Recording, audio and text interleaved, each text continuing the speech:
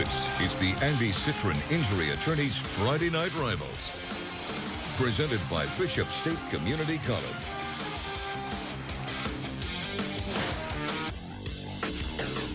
It finally feels like football weather, if you will, here in the South. And tonight we've got a 6A Region 1 matchup on the line with huge playoff implications. The Daphne Trojans taking on the St. Paul Saints over here in Mobile. And between these two rich programs, they've only met twice before. And we'll talk more about that throughout the evening as well. Good evening from Delaney Stadium. I'm Jim Cox, my partner Dan Brennan. Vic Lockett not with us here tonight, but he will be back next week.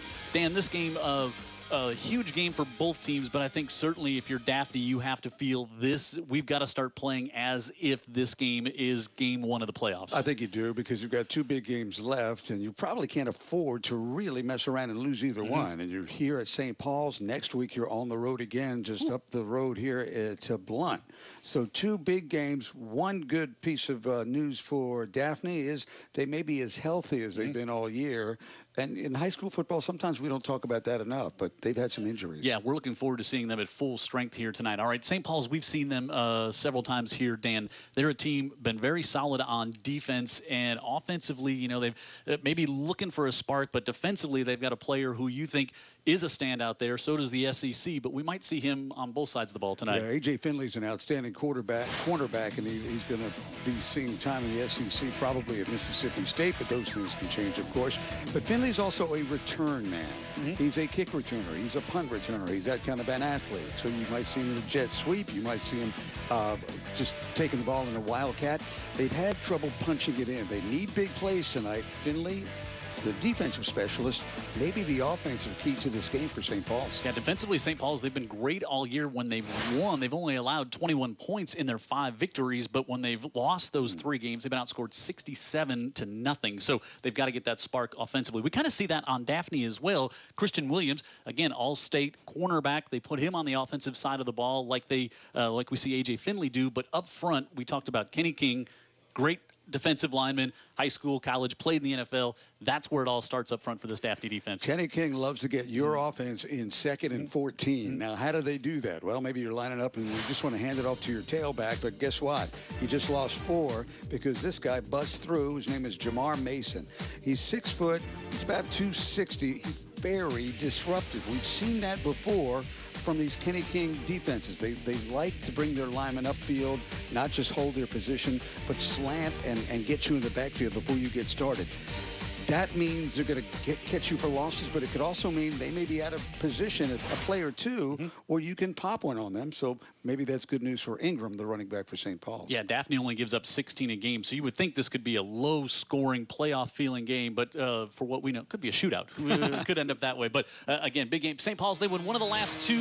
They feel like they're definitely going to go to the playoffs. Daphne, Kenny King said, hey, we got to win out if we're going to go to the playoffs. We'll find out as we get ready for kickoff tonight. Daphne and St. Paul's, week number 10 of high school football, right here on UTV 44.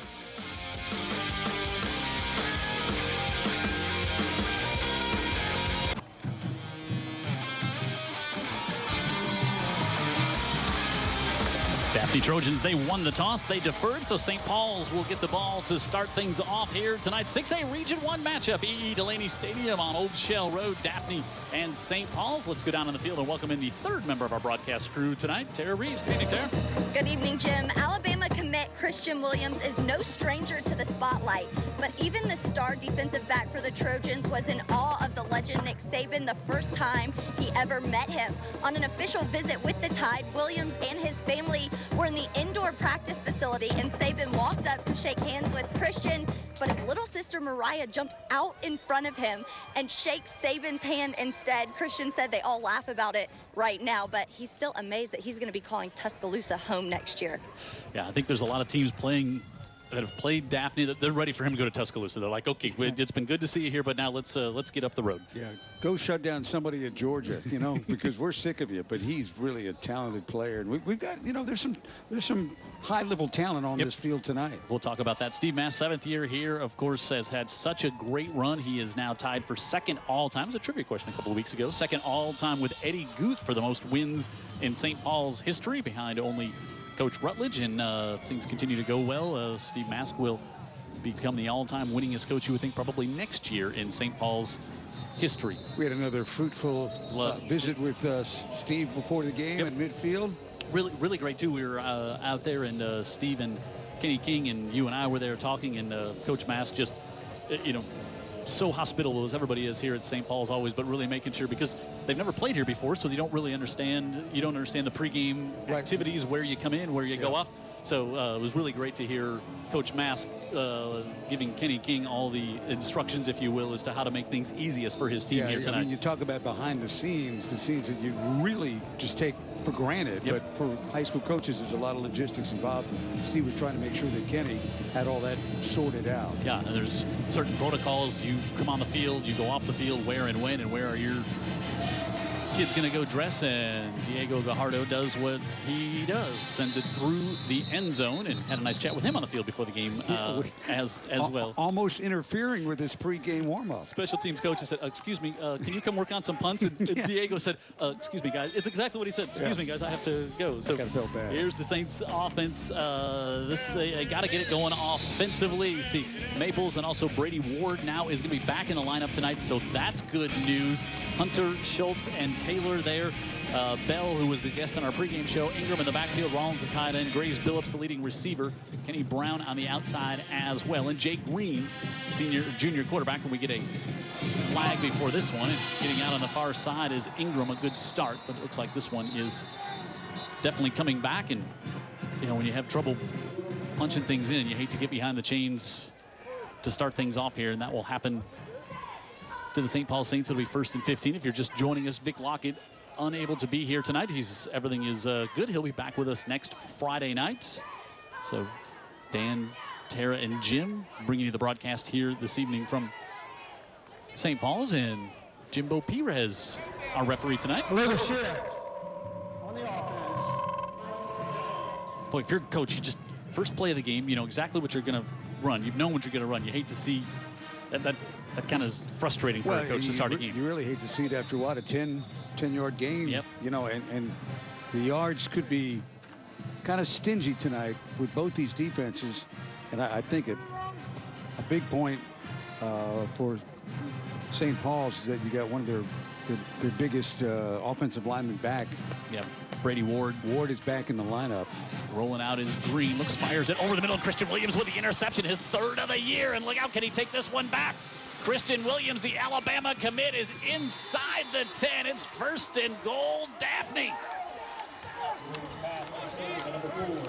Williams was just sitting back in his zone, Jim, and the ball just came right to him. Anytime you got a cornerback like that, and he just sees the ball plainly thrown in that way, Green certainly did not realize that they were in his zone defense, and he throws it into the zone. And watch, almost like a shortstop, he just catches the line drive. It comes right to him. Bang. He was looking to go to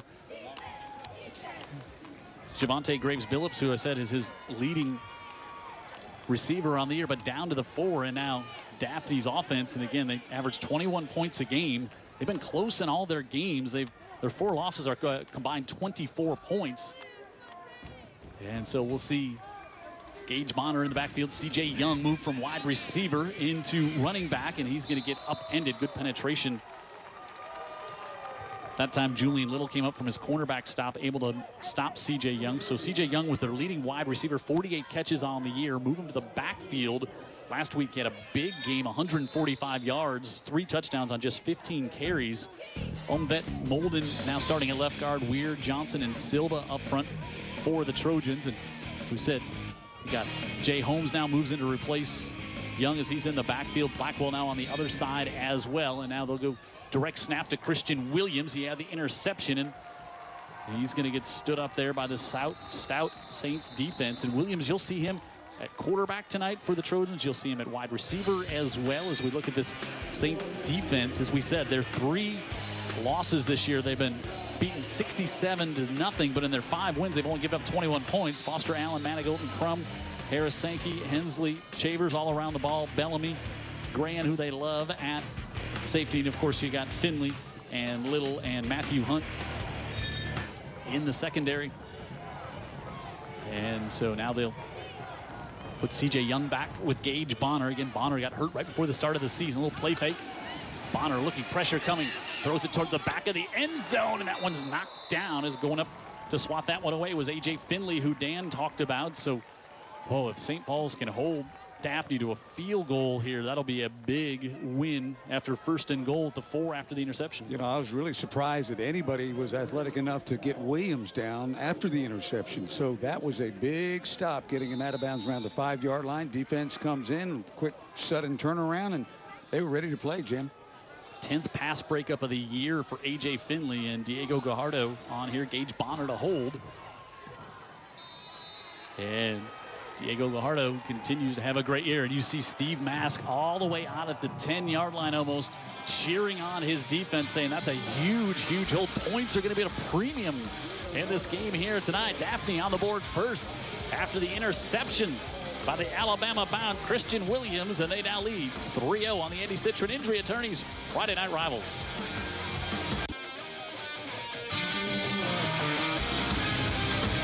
Just underway here tonight at E.E. Delaney Stadium, in one of the most beautiful settings for a high school football game in South Alabama. Yeah, beautiful place. Gajardo, you know, you don't get extra points for kicking it further. I think he bounced it off of a dry cleaner on the belt line. But 3 points is 3 points. That's the young man in the Fairhope game that he was lining up to try a 56-yard field goal to tie it at the horn, and there was a bad snap. And I think we were as disappointed as the Fairhope, the Daphne players were. We wanted to see that 56-yard attempt. Hey, after that stop by that St. Paul's defense, a very animated Steve Mask, who believes in, he's kind of, he says, I'm old school. I want to play great defense, win the kicking game, and win that way. And he was fired up at that effort that his defense just turned in. Yeah, it was a big effort. I mean, that was big. I mean, Daphne had 5 yards to go. They had the momentum after the quick interception on the first play from scrimmage, and after the penalty anyway. Good job, St. Paul's D. Green will give it right back out to Jordan Ingram, and he'll fall forward for a yard. Good penetration coming in there. Nathan Gretsch, who 3.5 sacks on the year, has moved into the starting lineup since we last saw this Trojan team. Talking about Jordan Ingram, he'll most likely go over 1,000 yards tonight, 962 on the season. 12 touchdowns. He's got 4 games over 100 yards. And there's Kenny King, his 3rd year, 21-10. And we'll talk more about him. What a treat he's been to get to know over the first 3 years in Daphne.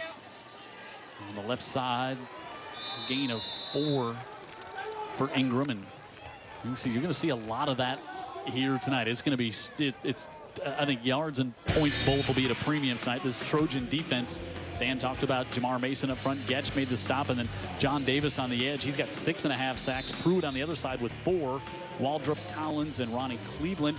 Christian Williams, Hamilton Baker started at a linebacker, dropped back to safety. Gatewood there, and then Juwan Miles now back healthy at cornerback. So he's a good player too. Yep, and we really got, first time we're seeing the full contingent of Trojans this year. Flipped out on the far side, able to get that one off and complete. And not much doing there as Zach Gray comes up with the catch, but Hamilton Baker, who we just talked about, started the year at linebacker, drops back to that safety spot and makes the stop in this Daphne defense. You know, safety with linebacker size, Jim, 6'1", 200 pounds, and that is a high school safety. Again, Daphne, really a lot of really impressive athletes on defense. They'll take some chances. When they take chances, they give you a chance. So far, they've kept St. Paul's contained.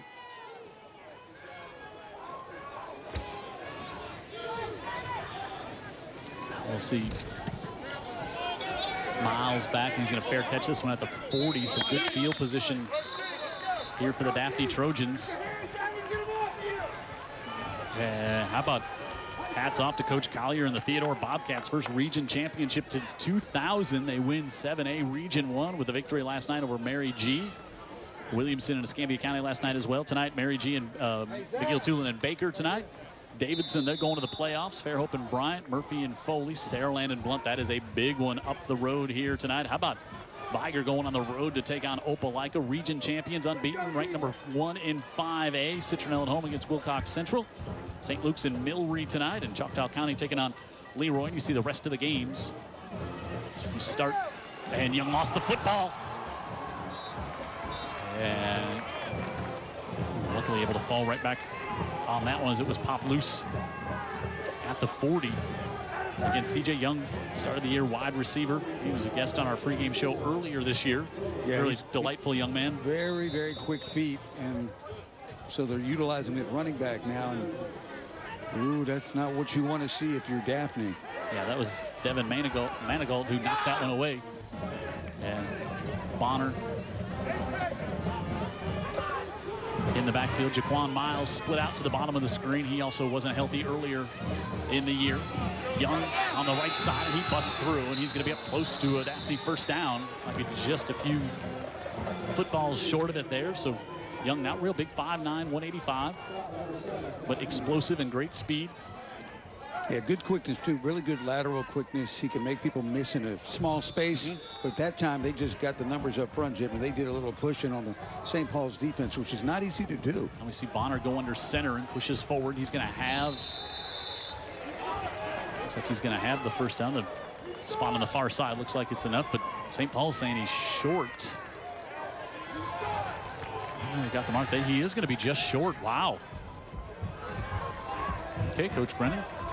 So you had third and less than one, and you didn't convert. Now fourth and looks like inches right out near midfield. They put Bonner at 6'3", 185. You don't have to get much of a push to fall forward. He's a big guy. He's going to... Looks like they're going to bring ahead. You think Daphne's probably going to take a timeout here with play clock running down, and they do. Looks like they maybe were thinking, let's get a heavy package in there. And instead, they'll just take a timeout. And timeout in the first half, not nearly as valuable in the second half. So fourth and less than a goal coming up here with halfway through the first quarter. So you look at this. Here's what's going on in Region 1. So somebody down there, you know, not going to make the playoffs out of those top 5 listed. You got Saraland and Spanish Fort. I don't want to give away Jared's press release next Monday on what our flex game is going to be on UTV 44, but Saraland and Spanish Fort will be our game. Both of those teams expect to be playing for the region championship next week. So Blunt taking on Saraland tonight, and then you got St. Paul's and Daphne at 3-3 in the region. So you see what they need to do. But Baldwin County has the tiebreaker over Daphne, but St. Paul's has the tiebreaker over Baldwin County and Blunt. So it could get very confusing here. So that's why the coaches are just saying, hey, just where we're at, just win out, and you'll make the playoffs. So here we go, and they put Christian Williams in the backfield, and they bring in an extra blocker, and he'll take the direct snap, wants to bounce into the outside, and he's going to have the first down and a handful more of yards. And so Daphne able to convert. And it just, you got a great playmaker like that. Dan Brennan, you talked about A.J. Finley on the other side, getting the ball in his hands. Same thing Daphne's done more and more over the past few weeks. Yeah, and the kid, he's got good size, too. So St. Paul's sold out in the middle from tackle to tackle. Williams with the quick feet just gets it around in, and easy first down for Daphne. And they'll keep him right back in at quarterback, and now he goes to cut it back and just slipped as pressure was coming. Daniel Foster Allen was in there. And so how good an athlete is Christian Williams? He was an offensive player 3 years ago when Kenny King came. And we talked about Kenny being an old defensive guy. He said, young man, come here. We're going to move you to that side of the football. Yeah. And goes to that side of the football, and Nick Saban says, yeah, we'll take you to come play on that side of the football. Yeah, good move for the young man. Right.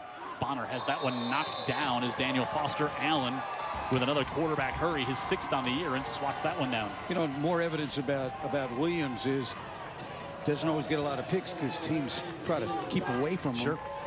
And St. Paul's comes out. It's a good play by Foster Allen right there.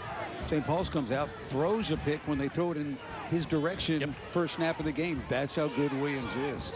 So 3rd and 11. Bonner looks up, wants to float it down the right side, and incomplete. So he was trying to get that one out to C.J. Young, and Daphne will be forced to punt. Good coverage down on the far side by the Saints. Gage Bonner again got hurt early in the year, right before the season started. 71 of 118 on the year coming into this, 634 yards, 5 touchdowns, 2 interceptions, and they're going to line up to go for it here at 4th and 11 from the 44. Now they'll quickly run the offense off and bring on the punt team, and A.J. Finley back deep. Diego Guajardo with that huge leg. Just tries to kind of pooch that one toward the corner. And look at the bounce. It's it inside the 15. And they'll mark it right at the 15-yard line. So wanted to punt it away from Finley and just try to get it over to the sideline there. They throw a flag. Now we get another flag thrown right up in the middle. Was there a flag on the far side as well? I couldn't. Yeah, well, judging by the crowd reaction, Jim, something was going on. I didn't see the flag, but definitely there was something going on after the play. Yeah, I thought there was one like right over. Let's listen to Jimbo Perez. He'll tell us. But I thought there was, there's one on the far side too, I believe. And then that was definitely like something was said. The flag that you see in the middle of the. Yeah, because there weren't any opponents near each other at that point. So that's usually something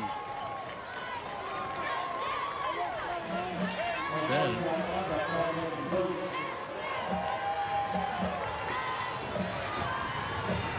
Jimbo Perez, tell us what's going on here. Good ball.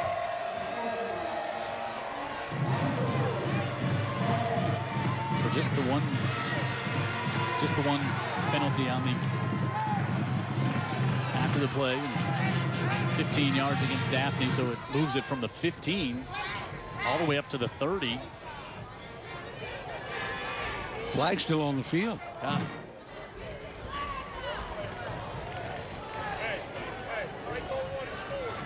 Sometimes officials will do that early in a game just to also set a tone. Say, hey, we're not going to have any extra jaw. But that clearly just sounded like something was said because, like you said, there wasn't any contact. Not that I saw. Yeah, around that flag. So both defenses living up to the billing thus far. Ingram spins. 35 out to about the 36-yard line. So got out there and brought down after a gain of 6. You know, we haven't seen Ingram have a big game in the 2 games we've seen, but they've been against very good defensive opponents. Yep. I like this kid. I think he's tough. I think he's talented. The offensive line in the games that we've had, Blunt and St. Paul's against Saraland, just were not winning up front for us to really see the talent he's got. Yeah, he's had big numbers throughout the year, as we said. Now Green wants to keep this one, and he sells it, and he's trying to turn the corner. He's going to have the Saints first down. He bumped out of bounds, and if you're a Saints fan, that's good to see because Steve Mast told us that Green was a little gimpy, might have maybe tweaked his ankle that we saw injured earlier in the year, but that's a good sign. He pulled it down and didn't show any ill effects there.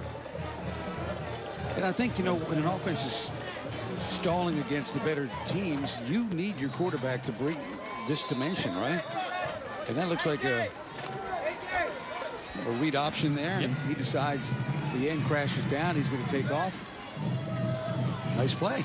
First down up to the 47 for the Saints. Next week, Saints have Robertsdale here at home. Even off of Ingram slips down, a flag coming in where you would guess to be a hold. And that's twice right in that same spot of the field. We've seen 2 different players slip down. We saw Williams slip there, and now we see Ingram slip as well. This field is just in, we call defensive holding. You usually don't see it there at the, I think Jimbo may have just inadvertently pointed the wrong way. Because you usually don't see that defensive holding right where the flag's toward. Yes, there you go. Well, because of the way they stunt and slant and put pressure on your offensive During line, the Jim. run, at a holding on the offense, we play first down. They try to get by you so quickly where the only thing you can do is hook or hold. And in the middle of the line, you're hoping you get away with it. And sometimes we'll talk about it a little more after this play, point you brought up on the field for the game. This is Finley getting his first touch on the offensive side of the ball, and you see his shiftiness, and he's across the 50, and the Finley train runs across the 40 and all the way down to the 32-yard line.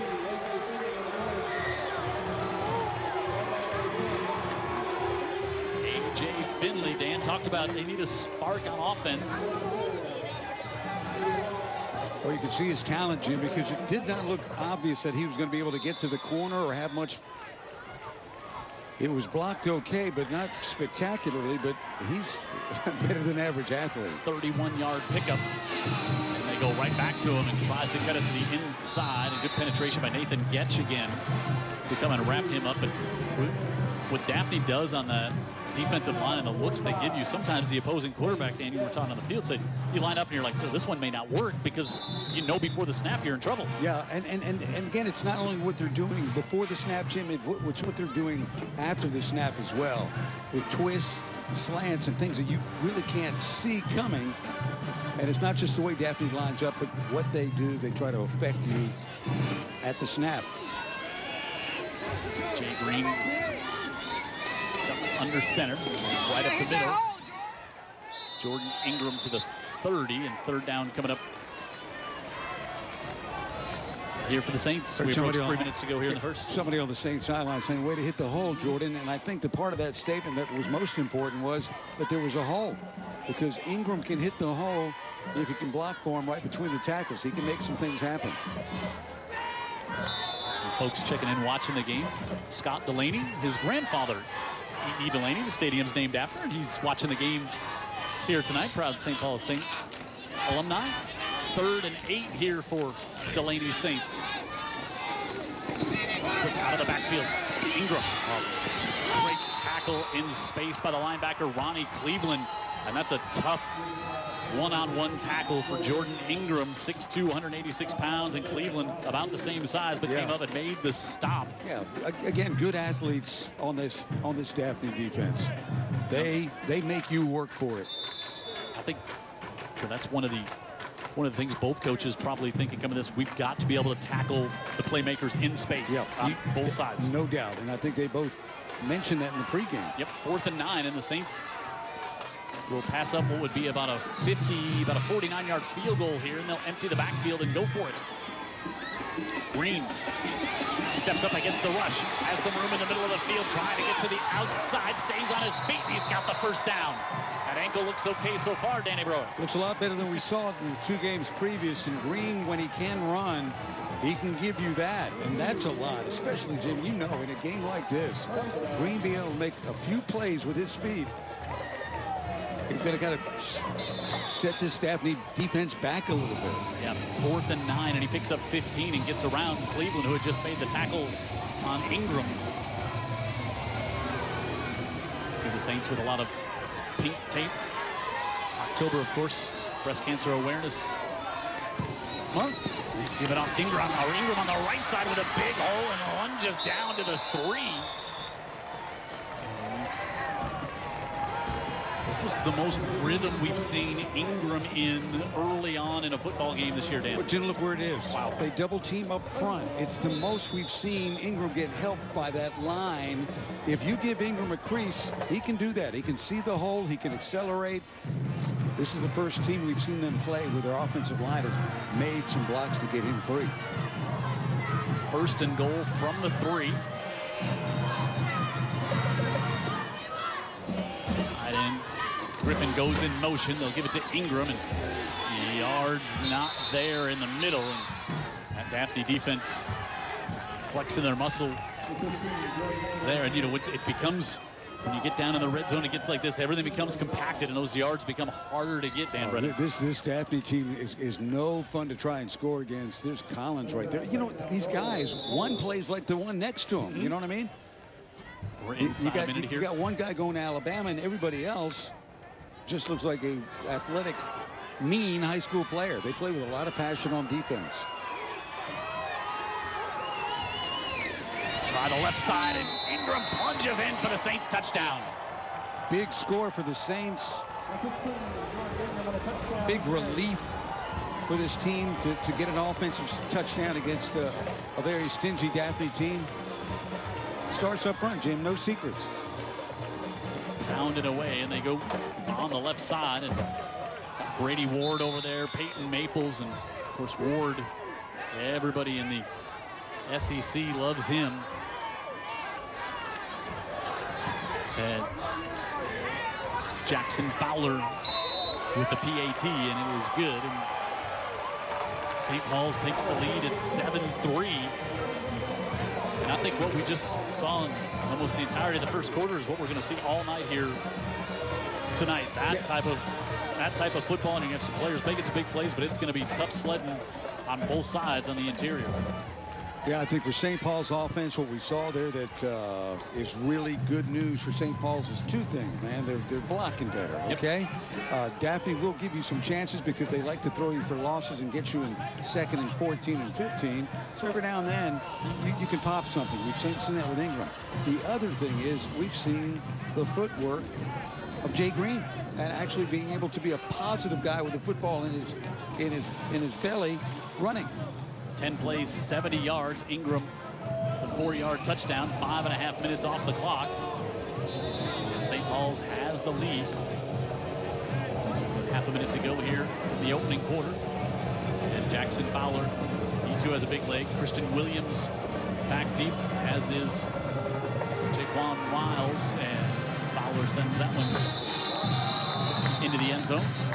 Vic Lockett, maybe last week, bringing it up like, when did it become so commonplace for these teams to nearly all have great kickers? Have those weapons that force you to go 80. And just taking the ball out of dynamic playmakers' hands on the kickoff as well. Hey, as we get ready here, Dan, I know you had a chance to go to something really cool just up the road on Old Shell Road this morning, the Hall of Fame ceremony at UMS Wright. UMS Wright Hall of Fame. I was invited there by Doug Garner, who's from the class of 2000, and let me mention that here in a second. Yeah, that was a big honor, and a lot of St. Paul's families know, a lot of the UMS families as well, and good penetration there to bring down Young. Our friend Tony Havard, who's the president of the school, was the honorary inductee.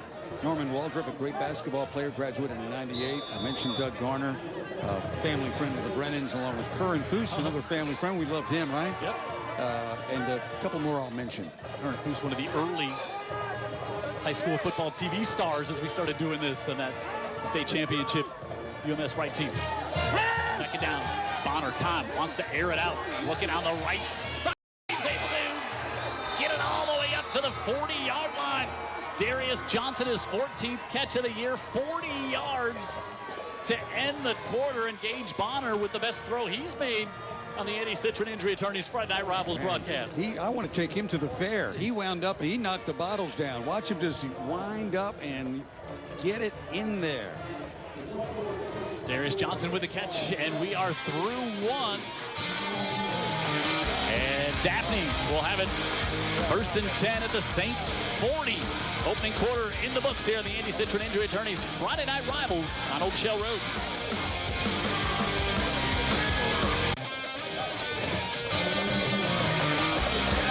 To start the second quarter, Jim Cox, Dan Brennan, Tara Reeves on the sideline, Jared Kihos on our entire crew, David Sharp, our statistician, 1st and 10 here for the Daphne Trojans at the 41.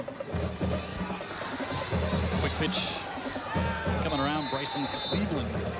His first touch and goes all the way to the far side and knocked out of bounds there. We'll bring up second down here for this Daphne team. Just had a big 40-yard completion right there at the end of the first quarter. How about this score up the road? Blunt leads Saraland 14-0 in the first quarter. Up at 8 Mile tonight. That's a little surprising for a lot of folks looking at the little scoreboard watching here tonight. Out of the backfield, Young quickly to the hole, and he'll pick up 9 and be up to about the 32. And you can see why Coach King and offensive coordinator Zach Golson they realized what a playmaker C.J. Young was and had to find a way, Dan Brennan, to get the ball in his hands more each game. Yeah, he doesn't mess around. You know, he sees the hole, he hits the hole, and he's a little bigger than you think at 185 pounds, so he can take some shots, give some shots. 3rd and 2. They bring Williams back in, and Williams on the outside dances and lunges forward. He'll have the first down to the 30. Well, you do have some toys to play with if you're the coaching staff on each side of the field here tonight. No, you do. You've got some exceptional talent. We've seen it with Finley on the UMS side, Ingram as well. Williams obviously is a stellar athlete. How about they're going to line up Williams in the slot here? St. Paul's is like, thanks for nothing. Now they'll empty the backfield. Bonner looks, wants to go far side, wide open for Young, and he holds on to it for the touchdown. C.J. Young had 48 catches on on the year. And they split him out wide, and he takes that one for 30. And he's got the touchdown, and he gives Daphne the lead again. And we talked about how tight defensively was, points at a premium here in Brennan, and then all of a sudden, well, here we go. Yeah, well, and you flank out Williams, defense is shading that way. Yep. And Young finds himself one-on-one, and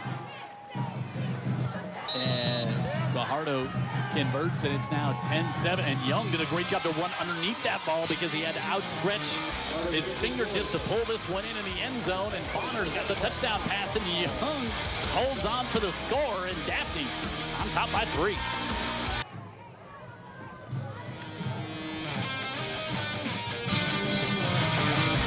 The Daphne band cheered over there as they just regained the lead.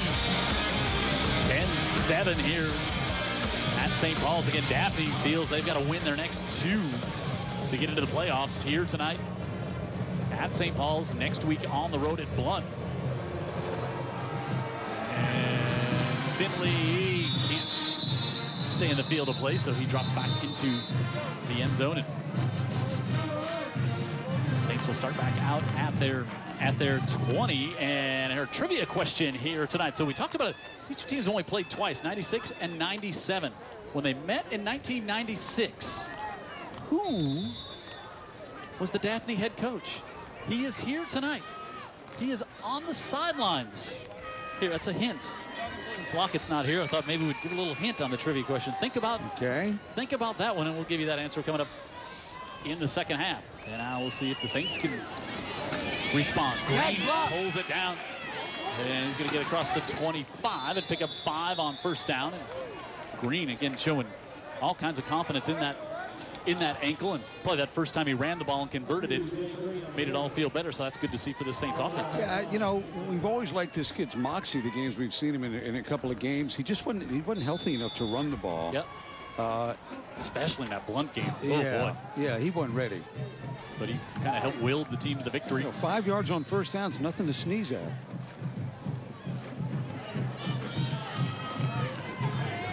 Green under center. Ingram explodes through the hole. He's got the first down to the 34. Gain of 9. You block a little bit, he looks like a player, right? And he's a very upright runner. Yep. When he gets through the hole. Yep.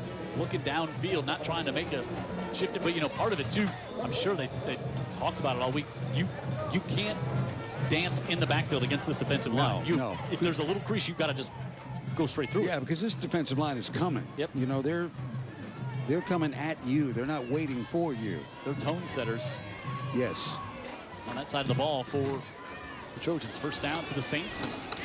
Ingram penetration there. Again, Getch with a good job. And Ingram will fall forward to pick up maybe 1. And Getch was slanting a little bit, Jim. You just have to be patient against this team and not let it get in your head.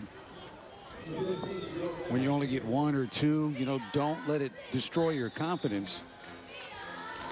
That carry, says David Sharp, our statistician, gets Jordan Ingram to 1,000 yards now on the season. Great catch. Thank you. Jordan Kihas, our producer of the show, was talking about Jordan Ingram before the game tonight. Nice to see him get his 1,000 yards here on the Andy Citron Friday Night Rivals broadcast. Play out of the backfield. This time it's Ingram with a lot of space on the right side. He's across midfield and up to the 41-yard line, and another first down and a big play. And that's what Steve Mass talked about. He said, you know, we might get a chance as that one picks up 24 to get some big plays just like that tonight. Great play call against what Daphne's doing, because they're bringing extra people, and Green really barely has enough time to get the pass off. But when he does get it out there to Ingram, he's got a lot of room to run. Peyton Henderson with a good job blocking out there on the edge, out in front of Ingram.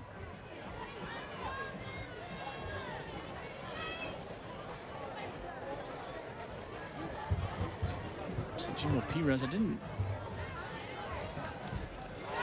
Wow, holding against the Saints. I wonder if that's going to be downfield. Maybe it is Peyton Henderson, the wide receiver, who was out there. There wasn't a flag back at the line of scrimmage. It was definitely downfield, and that must have been it. Must have got Henderson out on the edge. During the run, we had a hold on red. Penalty from the spot of the foul. Did not make the line of the game. 2. Yeah, and that's what he said. He said number 10 Coach Mask was asking who that was, so it wipes out. Second and short. Yeah, it wipes out the big game, but it does get him second and less than one.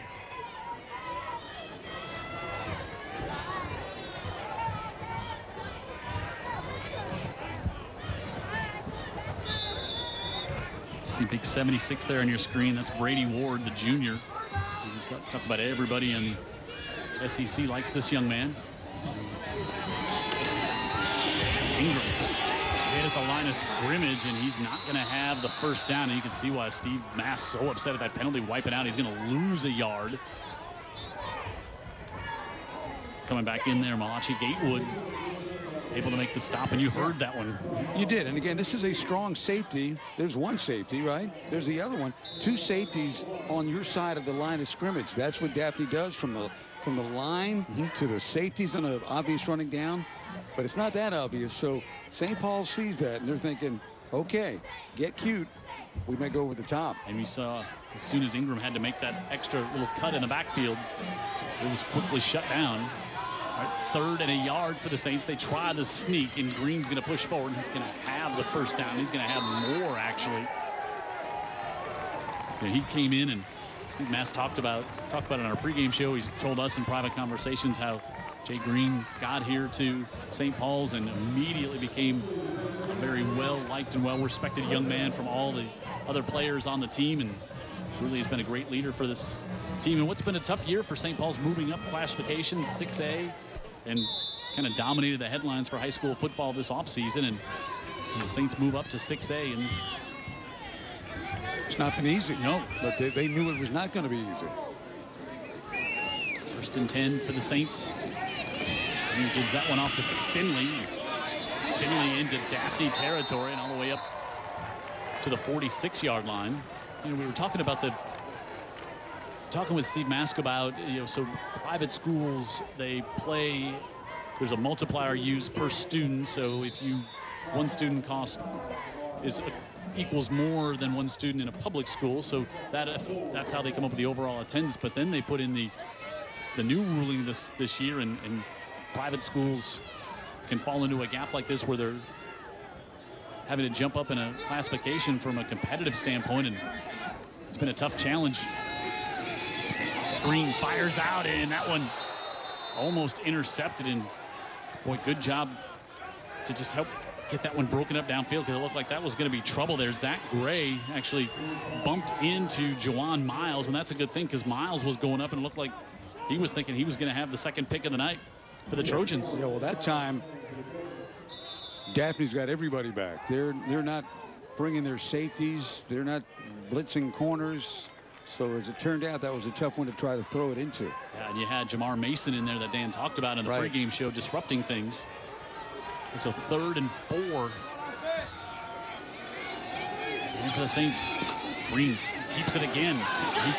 Same spot. 3rd time we've seen somebody fall right around that same spot, about the 45, and he was trying to cut it upfield and lost his footing there, and it's going to bring up 4th down at the 46, and Steve Mask thinking this one over. Well, Tara even called it crunchy at midfield, remember? Yeah, around the logo, it is. The turf itself, and that may have something to do with it. Right where the logo is, there's a coat of paint there that changes the texture of the turf itself. All right, Steve Mask just going to let this one run down, and he's going to take a timeout and think about what he wants to do here on 4th and 3 as we're about halfway through the second quarter. 10-7, Daphne with the lead. Daphne jumped out 3-0. St. Paul's on top 7-3, and then Daphne came back with a touchdown, and they lead 10-7. And we'll come back 4th and 3 coming up, and we'll find out if the Saints punt or if they go for it. Andy Citron Injury Attorneys Friday Night Rivals, Week 10, here on UTV 44.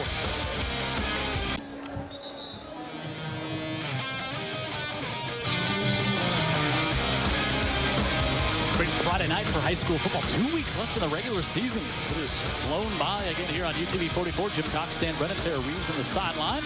Jared Kihas in the truck, and our entire UTV 44 crew. And David Sharp, our statistician here. And really want to, from Jared and the entire crew, thank St. Paul's for the great hospitality all day long here, taking care of the crew and helping them get set up as 4th down. They fake it now, throw all over the middle and unable to hold on to it. Javonte Graves Billups, and they might have had a little something going there. And Daphne comes up with a stop on 4th down. You know, they had exactly what they wanted, Jim. They had a really speedy guy with a one-on-one right over the middle. Not a long throw for Green, but he just let him a little too much with a bullet. Tough one to haul in for the sophomore there, who can't convert on the catch, and so St. Paul's turns it over to put Daphne back in good field position.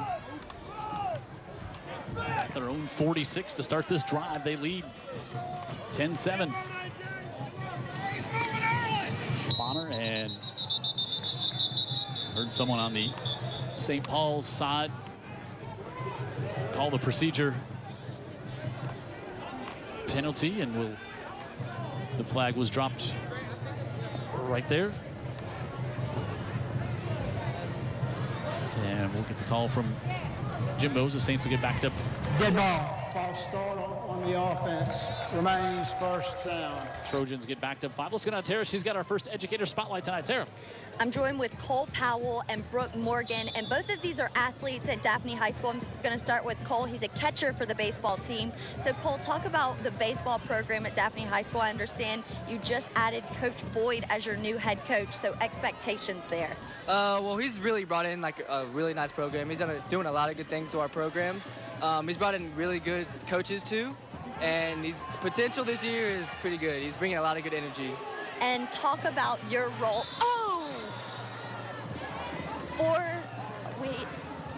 Jim? He was out of bounds, but that was Darius Johnson, and I think he hit the kicking net right behind you, Tara.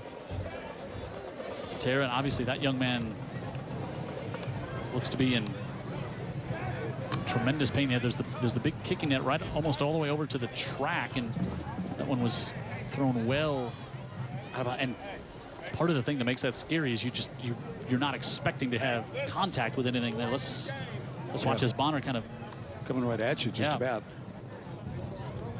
The ball's well out of bounds, and you know his ankle might have got rolled up a little bit. Yeah, looks he's up on his own 2 feet. That's a good sign. And part of that may just hopefully a little more shock than anything as to why I'm suddenly down. So he'll jog back off under his own power. That's good news. And let's go back down to Tara. All right, sorry about that. A little jarring. Cole, now talk about your role as the catcher for the baseball team. Basically, I'm kind of the quarterback of the defense, kind of. I sit back there and I make the calls that we need. I'm the leader, basically, of the team. So we're really excited about this season. Stepping over to Brooke, as a female athlete, I understand you're a dual sport athlete. So talk about the women's athletics at Daphne High School. Well, here at Daphne High School, we have a lot of excelling women's sports. I think every single one of our women's sports here has made it to their area in playoff games and won them. And I think every sport team at Daphne is a great family environment. We all feel like we're so close, and I've really come close to the girls that I've been on my team with for 4 years now. Okay, thank you so much, Brooke. Thank you.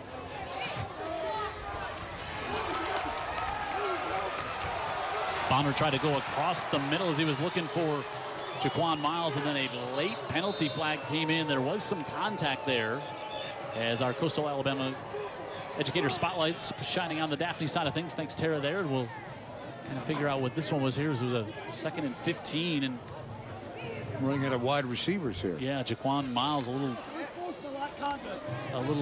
shaken up here. And Jimbo Pira is going to give us the call. And it's going to be pass interference against the Saints. And let's see here.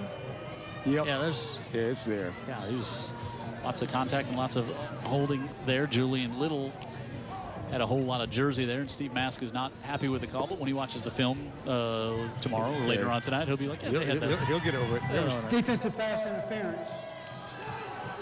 15 yards from the previous spot.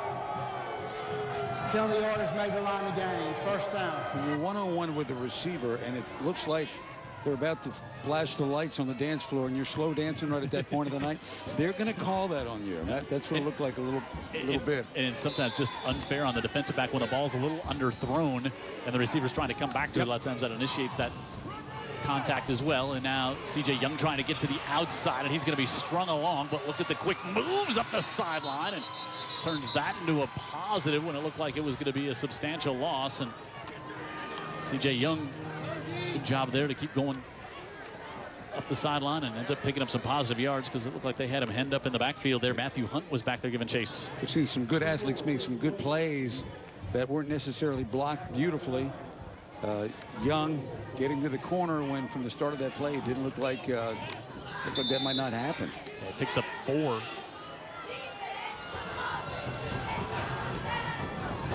Travis Crum, a sophomore, split out to the bottom of the screen. Give it to Young, and he goes on the left side. And he'll get back to the line of scrimmage, maybe one more. And Lance Chavers, the 3-year starter, senior linebacker on this Saints team, able to go over there and make the stop. He's really had another solid season for the Saints. When you have one of those seniors who started for 3 years as a linebacker, it really helps get things set up on the defensive side of the ball. Yeah, it was a senior moment, not like I have, but like when you're a senior in high school. I saw after the game their loss to Saraland. He was so emotionally upset and spent, and he was just saying to me and anybody that would listen, this was on us. These were the mental mistakes that we made in this game. We took the loss hard. 3rd and 6, fired back to the far side. Christian Williams makes a move, and Williams is going to have the first down. Good job out in space to bring him down, but Williams will get it. Mills Hensley, the linebacker, makes the tackle, and Hensley, you might be talking about that young man maybe on a Sunday sometime and tell his kids that he made the tackle. Yeah, see who's out in front here, boxing, giving it his all, right? Yeah, Jacob Omvet. Omvet gets out in space and is able to occupy his guy and do the job. And a good job by Hensley, even though he got the first down. That was one of Steve Mask's concerns. He said, hey, we've got to be able to tackle those playmakers in space. Yeah. And stop the big play. But Daphne moves the chains, and they've got another first down. Young tries to fire it right up through the middle, and nothing doing. Well, to say this has been an even game so far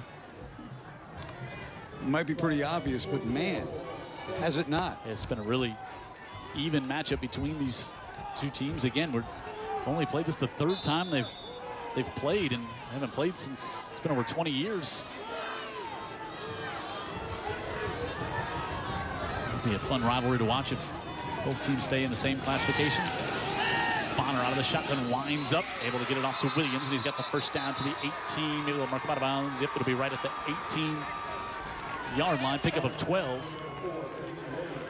And it's fun seeing Williams more involved on the offensive side of the ball. Yeah, because it's fun seeing Williams. Yep. And you watch these athletes, and they're, you know, the really good ones play at such a level of it almost seems like a lack of effort. That's not what it is. They just progress through their moves so smoothly, and he's one of those, and he's heading to Tuscaloosa. Yeah, you see it at the lower classifications where there aren't the depth of numbers aren't there. A lot of kids that go both ways, but up here when you've just got those special. You get a flag, you got those special athletes that, you know, are going to go on, you know, they're going to go play in the SEC. Well, it's not just because they're good on that side of the ball. They can do a lot of good things, and coaches try to sprinkle them in and take advantage of them where they can. Christian Williams would probably like to, he'd probably like to play every snap on both sides of the ball if he had his way. Jimbo Perez. Dead ball. False start. On the offense, remains first down. I'm always reminded of Captain Munderland, who was a dynamic offensive player. Ron Lee at Murphy back in the middle of the 2000s, somewhere back there. Moves him to defense. The guy's been in the NFL ever since, for years. Comes back every year. Big part of that Murphy community. Loves to put on his football camp here every year. And yeah, really was a fun player to watch on Friday nights, then on Saturdays, and now on Sundays. Bouncing, and Saints defense stiffens up there on 1st and 15. And Daniel Foster Allen, 6'3", 234 junior. Let's see why people have interest in him, and you just look at that frame at 6'3", 234. He's very easy to envision putting on another 30, 40 pounds of muscle. And as coaches would say, we got something to work with here. Oh, now it's like Daphne broke the huddle with 12, it looks like. And that's going to be a The pre-snap flag is going to bring up 2nd and 18 here for the Trojans.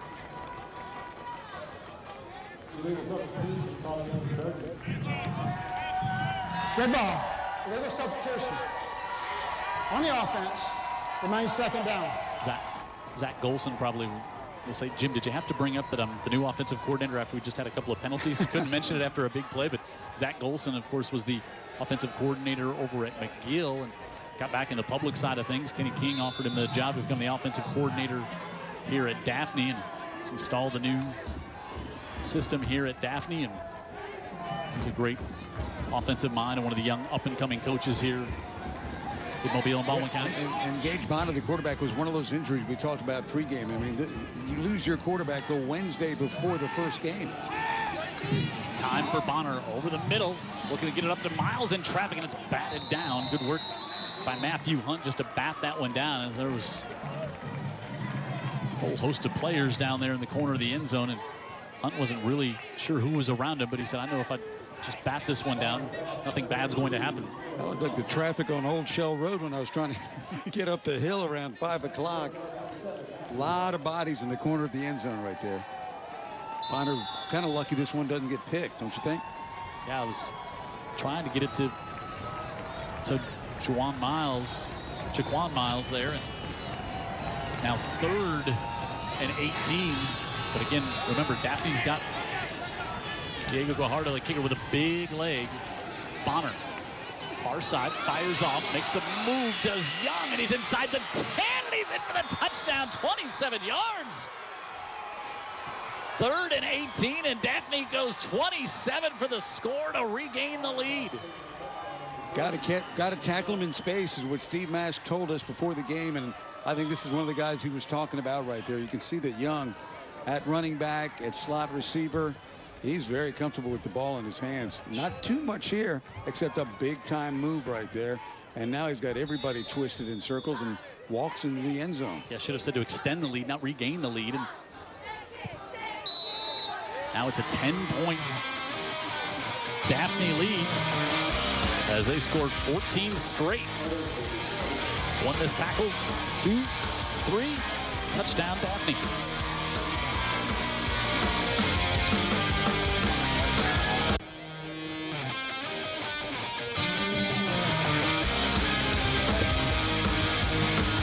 St. Paul's 1-2 at home this year, and now trailing 17-7. They've been shut out twice here at E.E. Delaney Stadium, and they give up a 10-play drive.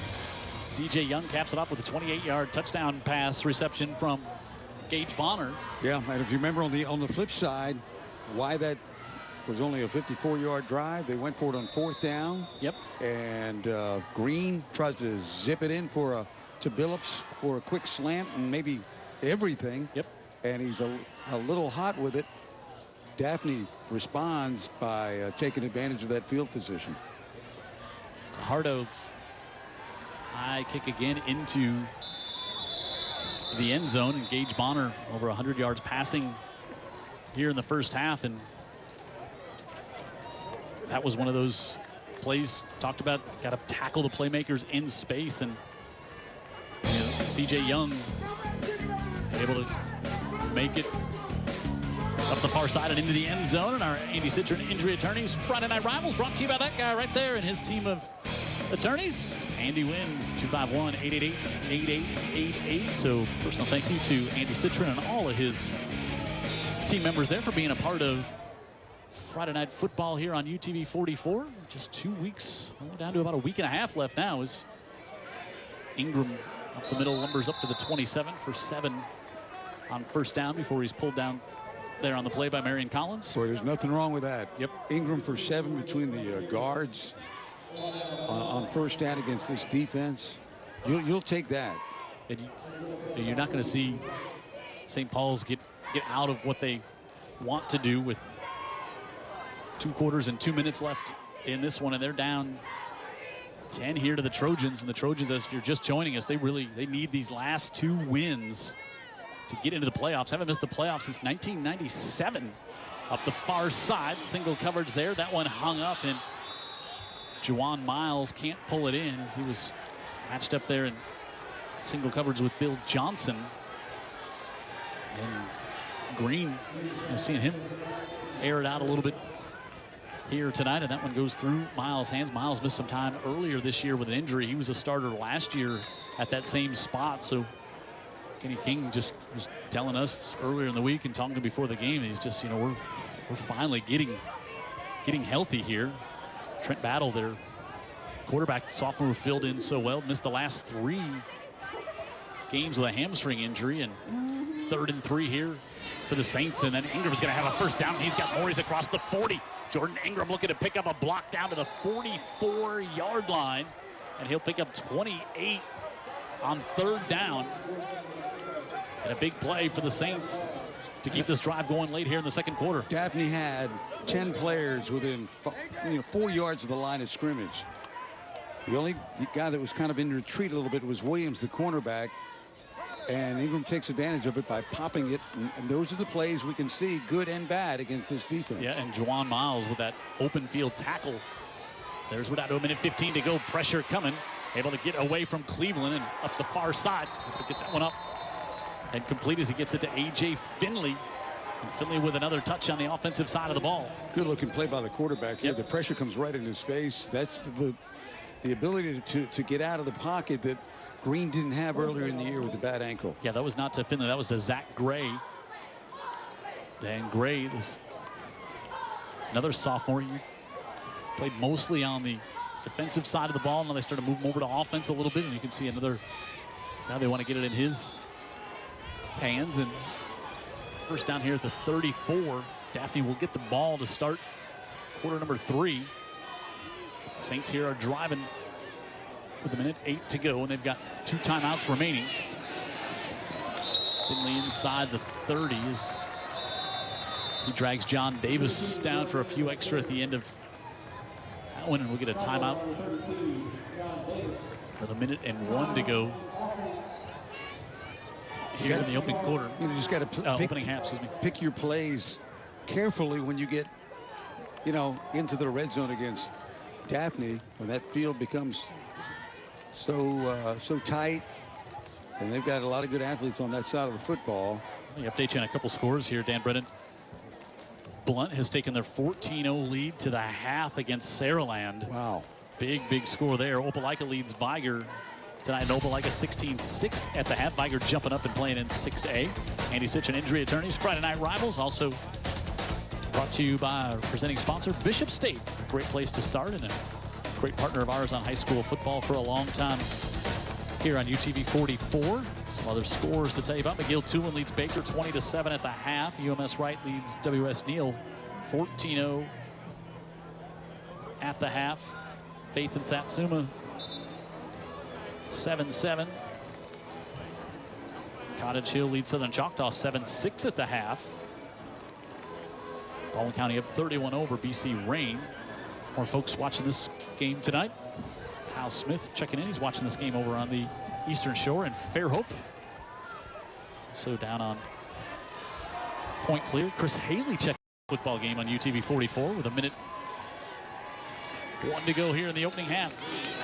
Green has some time, floats over the middle, and that's going to be interference there as he had a little something going. And Malachi Gatewood, that's probably not a bad penalty to take, because that looked like when Green let one go, that had a chance to be 6 there for the Saints. Yeah, that was a post, and he had him one-on-one, and Green can let it fly. I never really would know exactly if this was going to be on point or not because of the interference. Looks like it was about where it needed to be, doesn't it? Yeah, it had a chance there, but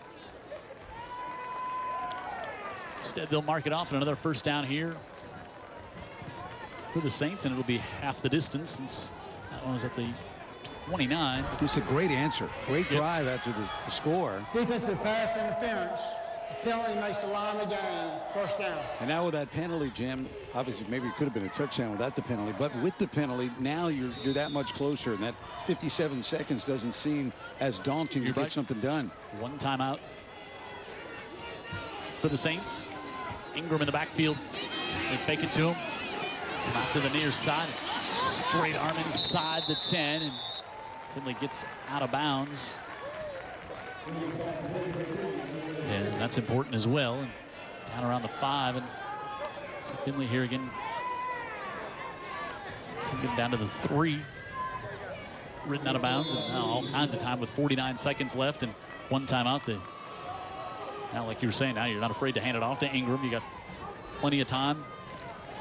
I think it's back at around the 7, Jim, so they have got it? No? Yeah, you're right. Actually, it is just outside the 5.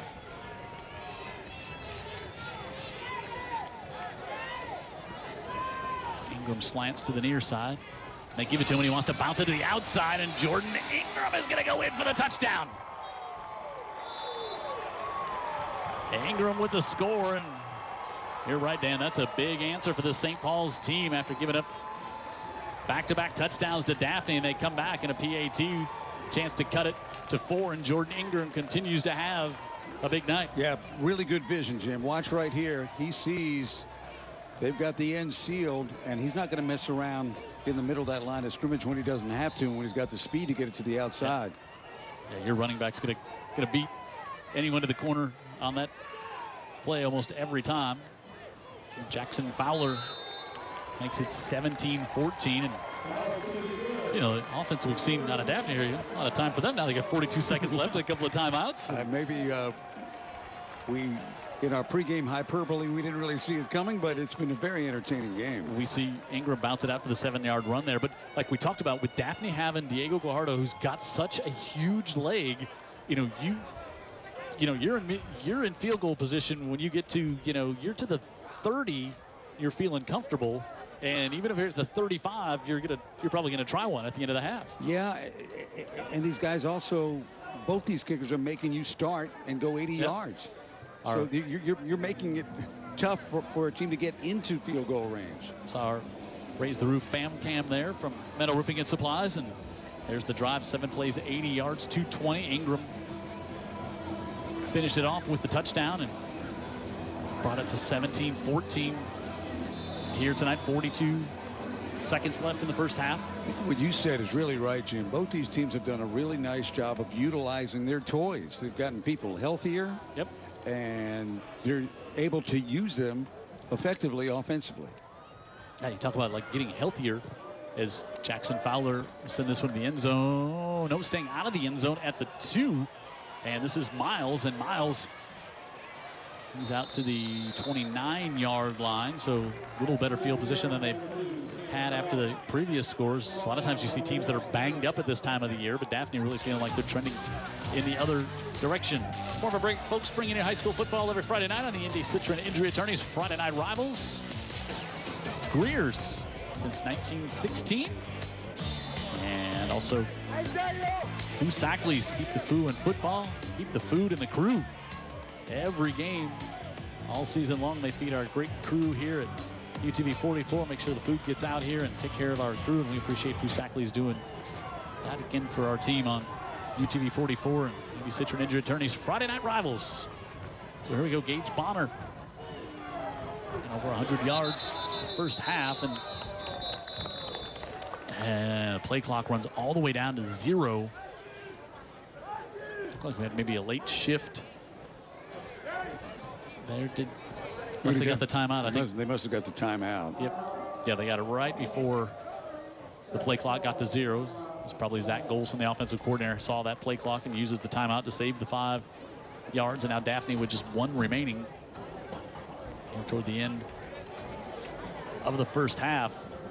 Looked like they were going to try something there. They were empty backfield. They weren't taking a knee. It did not. Did not appear that was what Coach Golson and Coach King were going to do here. And just a chance to tell you more about our friends of high school football.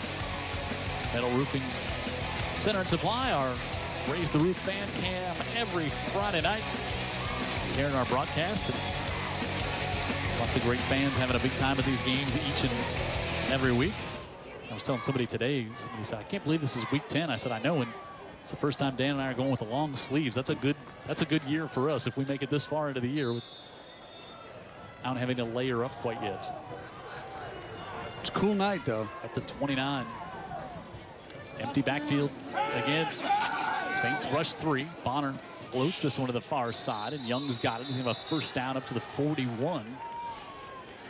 You can see where that time calling that timeout, saving those extra 5 yards, so important there. And Young able to get out of bounds. And C.J. Young, again, he was our guest on the pregame show. Second time we saw Daphne this season, and his family moved. He was out at Baker, and the family moved to Daphne this offseason. And he's really taken a liking to it over on the Eastern Shore and had a big year for this Daphne football team. Yeah. I don't know who likes each other better. I think they like him. Looking for a double pass as Christian Williams was looking to pass, but the receiver did not go downfield, and they trap him in the backfield. Wow, as you had Jaquan Miles, and he was just kind of looked like he was setting up the block down here, and you had Christian Williams who wanted to fire that one downfield, and there was nobody to throw to. That play just kind of broke down on the execution here. They like when they have the ball in Williams' hands. He can play quarterback, he can play wide receiver. Please reset the time clock to 18 seconds. A little extra time ran off, so they'll get it back to 18. Williams is one of those players who never looks like he's in a hurry until he wants to be in a hurry. Yeah. Turns out that Sankey, the junior linebacker, you know, it's a little surprising when you see Williams in a one-on-one come down. Yeah. But I think his attention was a bit diverted by what was going on downfield. Yeah, he was thinking pass first all the way there. Yeah. Wasn't thinking run, and then he looked up, and I don't know if Miles was just looked like he was almost trying to set up a block, but he was the deepest route runner on this side of the field. So it'll bring up second and long after Daphne uses their last timeout. And more great folks, Coastal Alabama Community College, another longtime partner of high school football here on UTV 44. And bring us our educator spotlight each and every week. We heard the Daphne educator spotlight in the first half. Tara will bring us the St. Paul's spotlight in the second half. 18 seconds to go. Young in the backfield.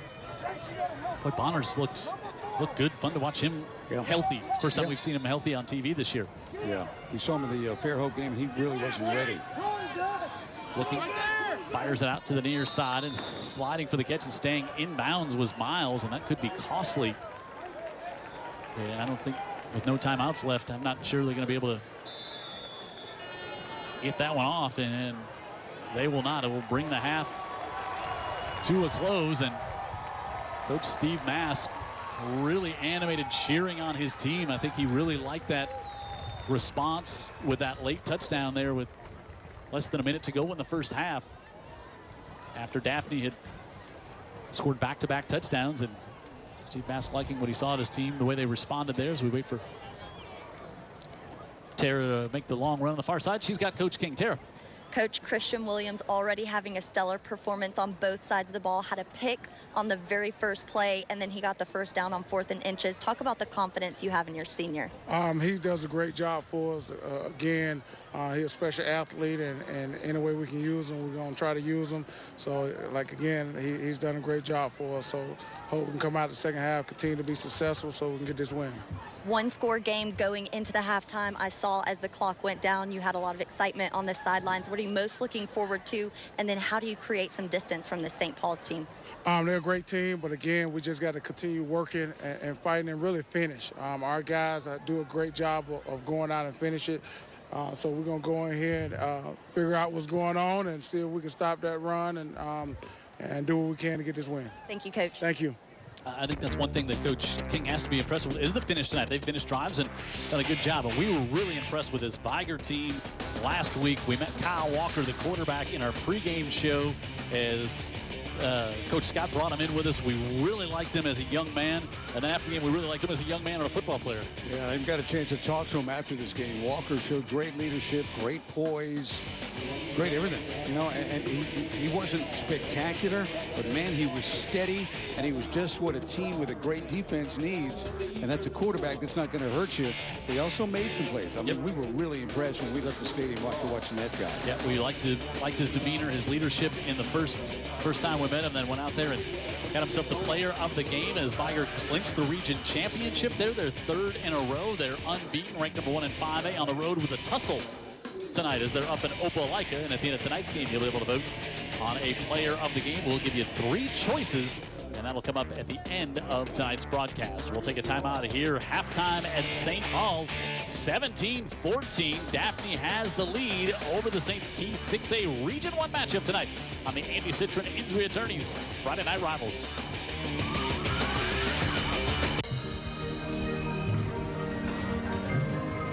Halftime here on the Andy Citron Injury Attorneys Friday Night Rivals, and the Daphne band is out on the field, and you are in for a treat. They sound spectacular as always, and let's go down and take a listen.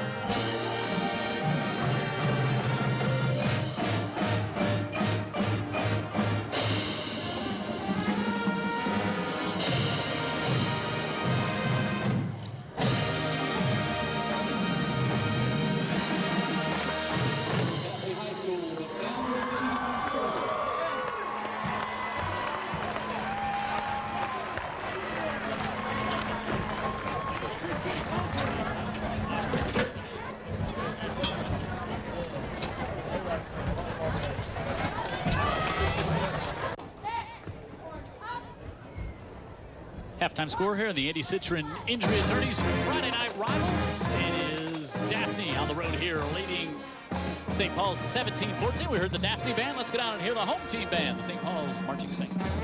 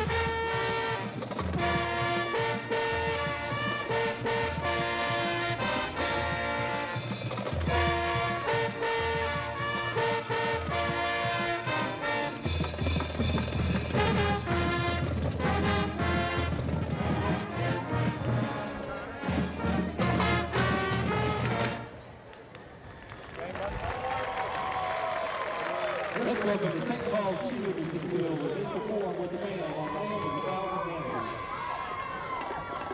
Go.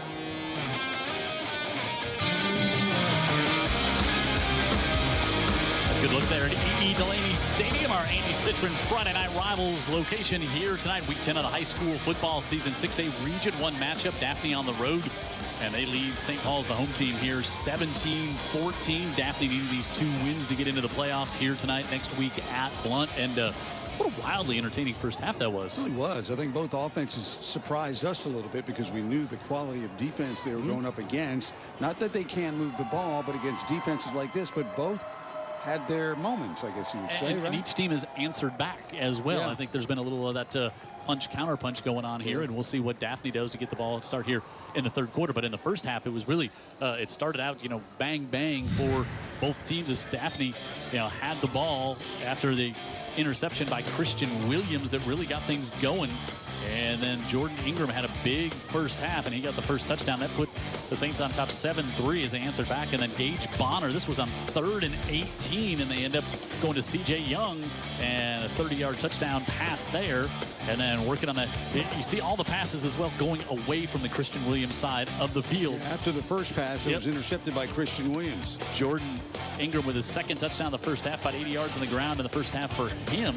And you see in the first downs there, 10-8. St. Paul's with a bit of the advantage total offense, 208 yards for the Saints. And there's a turnover there, and 3-0 at the end of the half. And then Daphne came out, scored those 14 unanswered points in the first half, and St. Paul's answers back. And that is where we are, 17-13 as we await the kickoff in the second half. And Tara talked with Kenny King before he headed off field. And I know she caught up with Steve Mask as well. What do you have to say, Tara? He was actually really excited coming out of the locker room, and he related what's going on the field to the tortoise and the hare. He said that his team is just inching along to stay in this ball game, and that Daphne is having multiple explosive plays to give them the lead. He believes if they eliminate those explosive plays that they'll be back in this game and win it.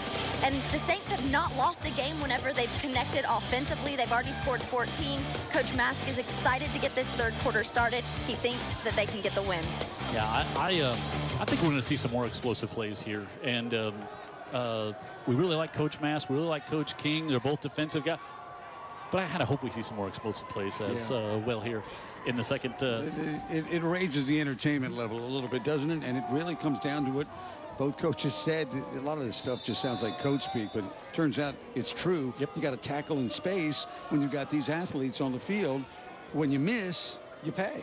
Jackson Fowler with the high kick, and that will give Miles a chance to return this one again. He's from the 3, and Miles straight up the middle of the field.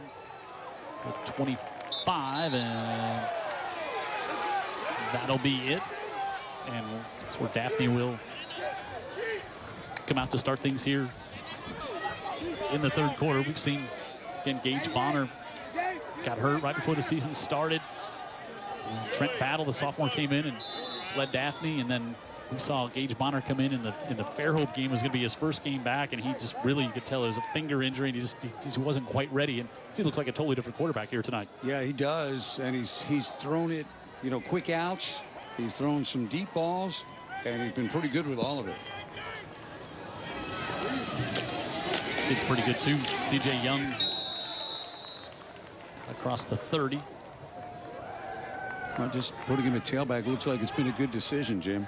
Certainly was paid off tonight. Yeah, and you can still put him out at wide receiver. You can split him wide when they empty the backfield, and we saw that with the touchdown catch and some others he's had this evening. Yeah, really skilled football player. He'll get it again. A little delay, cut there, and then ahead as he's wrapped up and brought down. Mills Hensley again on the tackle, and third down coming up for the Daphne Trojans. Again, we said they know they really got to win out here tonight at St. Paul's, and next week on the road at Blunt. And Blunt holding on to a 14-6 lead over Saraland tonight. Saraland unbeaten on the year. They're at 8-0, first time in school history. The Trojans thought they may have gotten the Saints to jump, but nothing doing here on 3rd and 3. Again, give it up. Have the first down for Daphne up to the 40. You know, before he makes his cut, he's really patient. That's what he's showing, too. He looks like he's played a lot more running back than we've seen him play. Looks really comfortable at the running back position. Here you can see Daphne. Again, I said earlier tonight, they're 4 losses by a total 24 points on the year, so they've been close in all of their games. And again, they're the only one that's been close with Saraland until tonight. And then they lost that heartbreaker in overtime that we did here on UTV 44 to Fairhope. And also that tough one is now we're going to get a movement here on Daphne pre-snap. They lost that game to Baldwin County. That was a game they wish they had back. And Daniel Dead ball. Dead ball. False start on the offense. Remains first down. Daniel Foster Allen was doing his best Jimbo Perez impression right before they yeah, he was. Jimbo to give us the official call. I think that's the Halloween. Time. I think that's what Daniel Foster Allen will be for Halloween. He's going to go out as Jimbo Perez. Get a lot of confused people in his when he's knocking on the doors. Run! Oh, wow. big. Speaking of which. Wow, in there to break that thing up. Nowhere to go, and 6'4", 6'3", 234 in there to wrap up C.J. Young on that one. And wow. Unblocked, Jim. Just Shaver's the linebacker is there, but when you get help off the edge by that big guy. Caleb Crum had it stopped on the outside, so Young couldn't go anywhere, but have to cut it right back in toward number 90. And a win for the Saints there. Going to set up the screen back to the other side. Here's Christian Williams. He slips down and stays on it. Actually, stays on his feet, and then ends up back around the original line of scrimmage. But you could tell he was hoping for more. And you know, the Saints are all have their eyes on him when he comes out on the field and he lines up wide. Sometimes we see him at quarterback. They've actually been one of the reasons that C.J. Young found himself so wide open on that touchdown catch that he had, because Williams was wide on the other side. Yeah, you know, we had a lot of rain yesterday. Yeah. And I think that's part of the reason we're seeing the slipping. It dried off for most of today, but yesterday was very wet. 3rd and 12. Bonner, far side. C.J. Young well short of the first down. He's up at the 48-yard line. And bring up 4th down.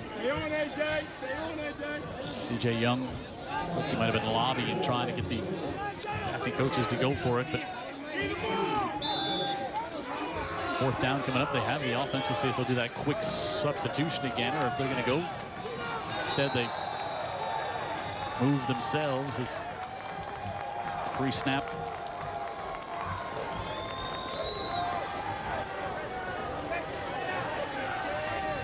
They had an interior offensive lineman just drop back way too quick.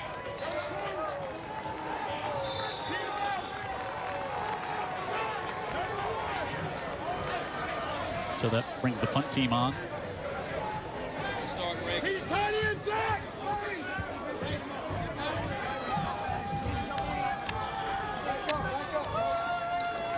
Fajardo, big kick, and Finley will get away from that. Now he's going to let it bounce, and he'll pick it up at the 10.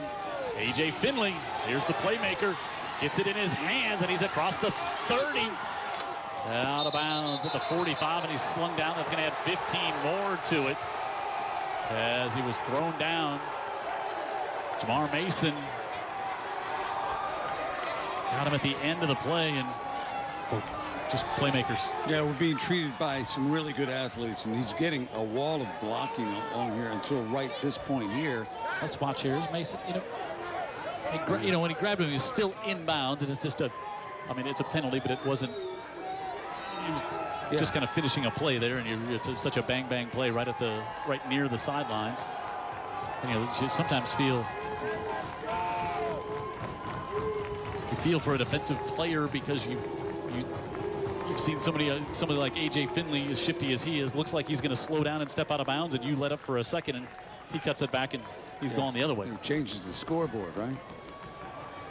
So Jimbo Perez tells us a 15-yard infraction all the way up to the 38-yard line for the Saints. And they keep Finley. Now they put Kenny Brown out wide now on the right side. And Ingram in the backfield, and the hard count. Going to get Daphne to jump here.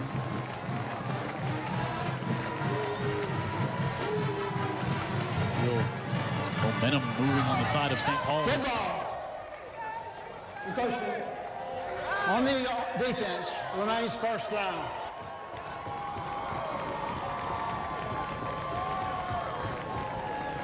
Almost went a whole season without Jimbo Perez. Yeah. Would have been a sad season indeed. Yeah, it's one more chance, but we got him here tonight. Really good guy. 1st and 5, Jay Green looks over the middle, wants one-on-one, floats it up on the far side, airs it out, going up, and unable to haul it in was Bill Johnson as he had single coverage going up over there with Miles. Good coverage, quarterback Juwan Miles. You can see why staff defense even better when he's back in the line up there in coverage. Yeah, they are, and they had the one-on-one. Again, they bring those safeties up so much, Jim. It's a great throw. Yep. And Johnson got the height advantage, and went right kind of through his hands there. He had a chance at it. Johnson can jump a little bit too. Yeah, he's 6 foot. Take the shot on 1st and 5. Ingram to about the 30.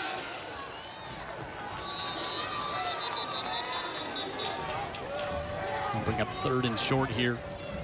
Boy, having big 76 back in the lineup on that offensive line means so much to St. Paul's. Yeah, not just, he's big and so he's got such great length. They talk about at the next level. You need linemen who have that great length, and Brody Ward has that 6'7", 306. He's nimble for that size too, and you got to be if the SEC's looking at you. 3rd and 2 for the Saints. Ingram, right side with a shifty cut and more inside the 20 down to the 11-yard line. And halftime is when you brought it up, and I like the way you talked about it. This punch, counter punch sort of game. Great run, huh? Yeah, 19 here for Jordan Ingram, and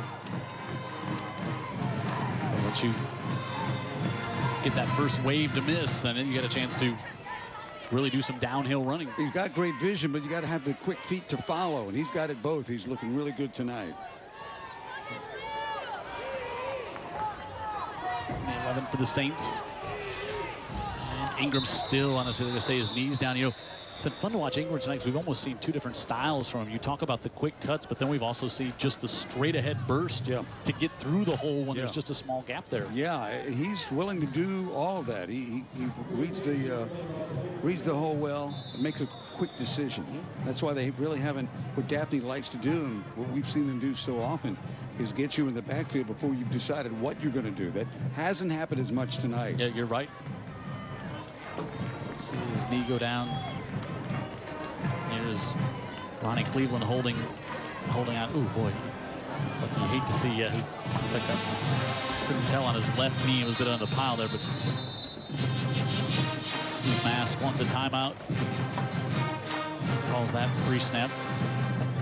Glad to see the lineman there. That was one of those plays where the lineman get rolled up from the backside. Glad to see nobody got injured on that one. We'll see if we'll get our TV timeout here halfway through the third. It's 17-14. Daphne, they have the lead, but the Saints are driving. 2nd and 10 coming up. And they're down deep in Daphne territory.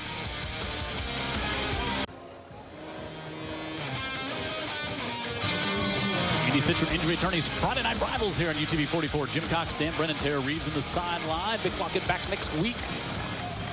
David Sharp, our statistician, Jared Keyhouse and his crew here early all day getting us set up for this one. Finley in the backfield along with Ingram. They'll give it to Finley. Tries to slide up the middle and gets a couple before Jamar Mason helps pull him down. Or you got Ingram and Finley toting it.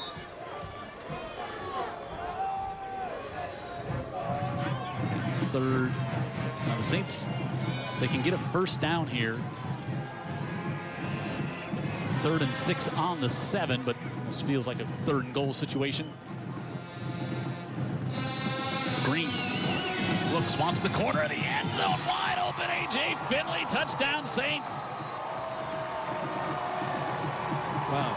There's times that Daphne takes a chance and suddenly you're open, but not usually that open. Especially for that young man. Yeah, let's see exactly what happened here. It looks like Finley just came. I don't know if he was split out or he came out of the backfield just kind of. I don't think he could have slipped out that quickly. I think he must have been wide. Yeah, wide, huh? Just not covered. So now the Saints regain the lead, and Jackson Fowler makes it 21-17. Back and forth we go. Finley from Green, and the Saints regain the lead.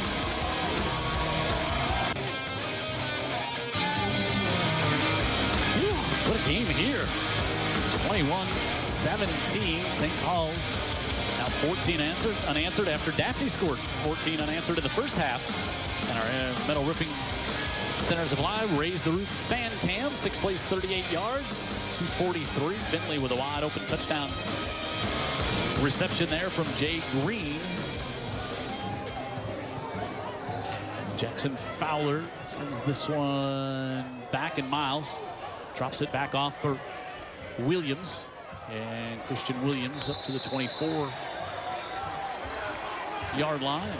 Daphne's offense will come back out. And how about, so Finley gets the touchdown reception, Dan, but that drive set up by him taking the long punt all the way back at the 10, moving across midfield, and then the penalty got him in really good field position. Yeah, Finley really made a great play on the punt return. And again, we talked about this before the game. Finley with the ball in his hands. Well, that's got to help, right? He starts the drive, and he ends the drive with the catch. Yeah, great player. Get him on offense. And as Vic Locker would say, he's one of those good Jimmies and Joes. Yes, he is.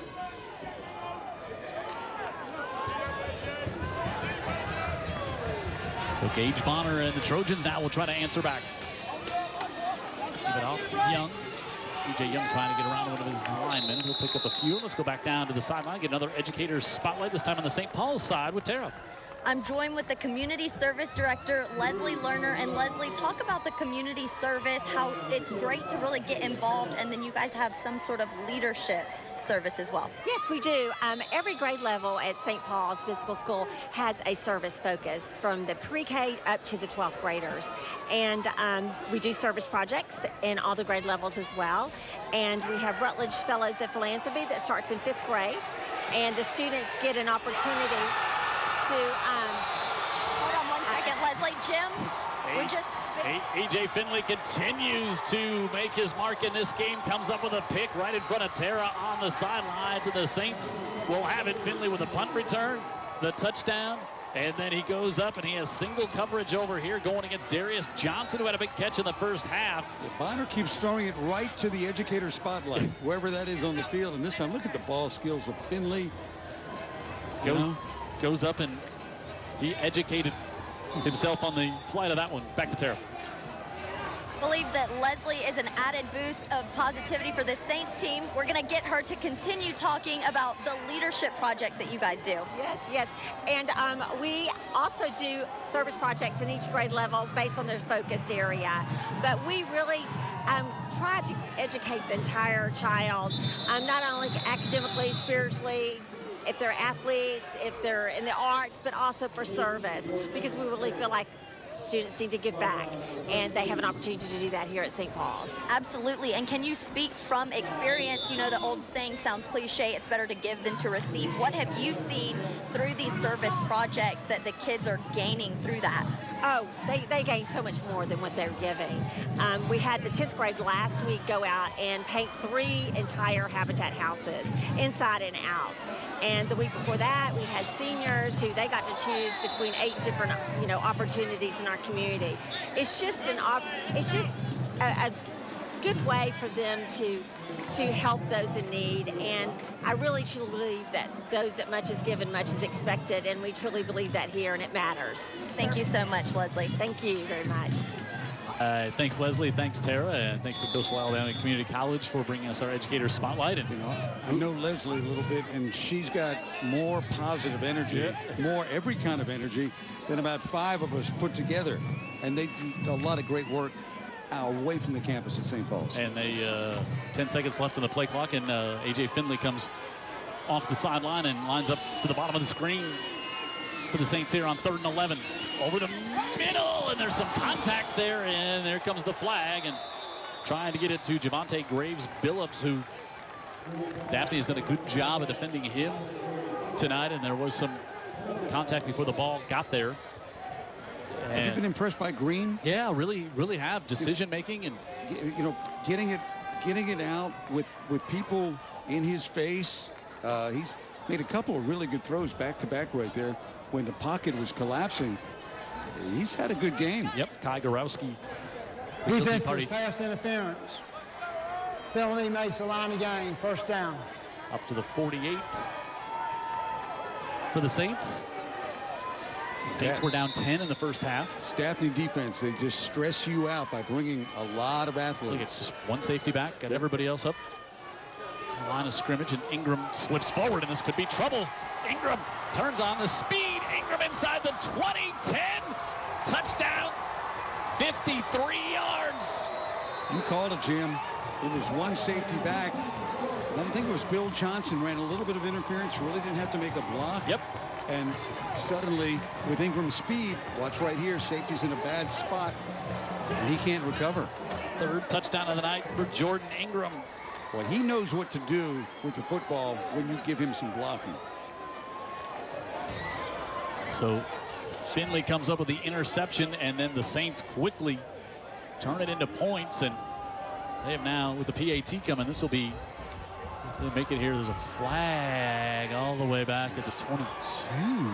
Sideline? I did not see that during the play. No, I'm wondering if it has something to do with sideline. Well, Randy Kennedy's down there, and if I had a chance, I'd throw a flag on him. He's right over by him. I'd throw a flag on Kennedy. Just say you got to go. Yeah. So Steve Mask is. I think if you read body language, when someone has their arms folded tightly close in against, their ribs, that's not an outward sign of happiness. But I don't think he's unhappy, as in the touchdown didn't count. Right. So we'll see. Jimbo Perez will tell us here. You got to think it's a sideline warning, right? You got to think. Dead ball. Unsportsmanlike. On the red. The penalty being forced on the kickoff. Touchdown counts. Okay. So some sort of celebration penalty? Yeah, or maybe, something. That's where a lot of the blockers were all kind of together where Finley turned the corner, where Ingram turned the corner. So the score counts, and now this will be 21 unanswered, including 14 straight here in the first 9 minutes of the third quarter for the Saints. Jackson Fowler, my old fishing buddy. On to kick here for the Saints. And St. Paul's has come out roaring here in the second half. Now lead at 28-17. 3 of those touchdowns coming from that young man, Jordan Ingram, here on Friday night.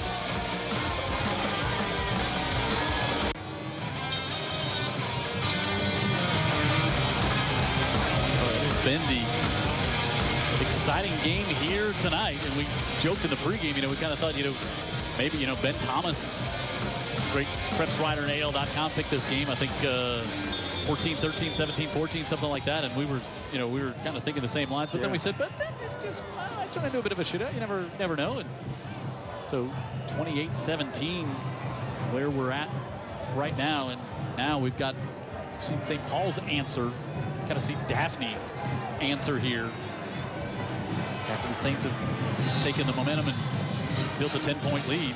Yeah, St. Paul's from about 2 minutes to go in the first half has kind of had their way offensively, Jim. All right, after the penalty, so this time it's C.J. Young, and could set up great field position for Daphne. And he's across midfield all the way up to the 45-yard line. And, boy, we've caught a lot of great players, great linebackers, great defensive players. We had a chance to call a great one who played here for St. Paul's for a lot of years, and he's down on the sidelines with Tara right now. Thank you so much, Jim. Of course, Trey Williams, superstar when he was here at St. Paul's, and then superstar at Auburn. So in the SEC, not everyone can say that they were all SEC second team. So Trey, what is it like being back in Mobile, watching your team actually excel in a brand new classification, 6A? I knew they would. I ain't never questioned it. I actually had a talk with them earlier, just to lift them up, tell them that they got their support my way. So, I'm really proud of what they're playing.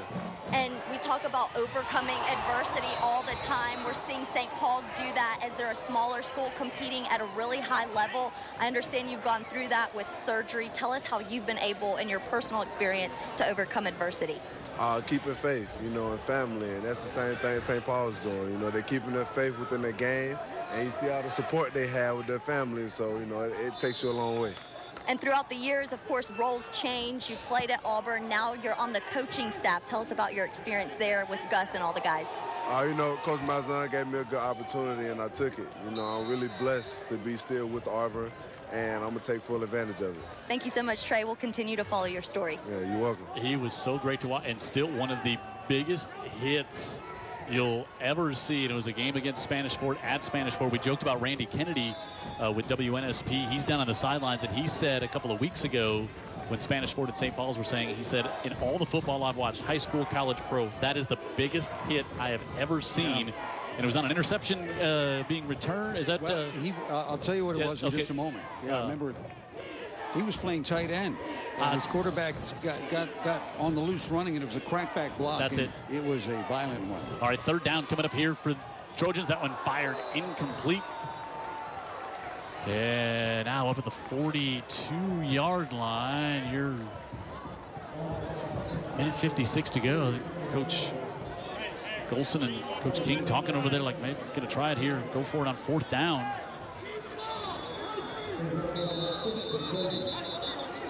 So after the great field position, after the backed up kickoff, after the unsportsmanlike penalty, Daphne's only been able to move it 4 yards here on the first 2, and they've tried to go for big plays downfield, and now they're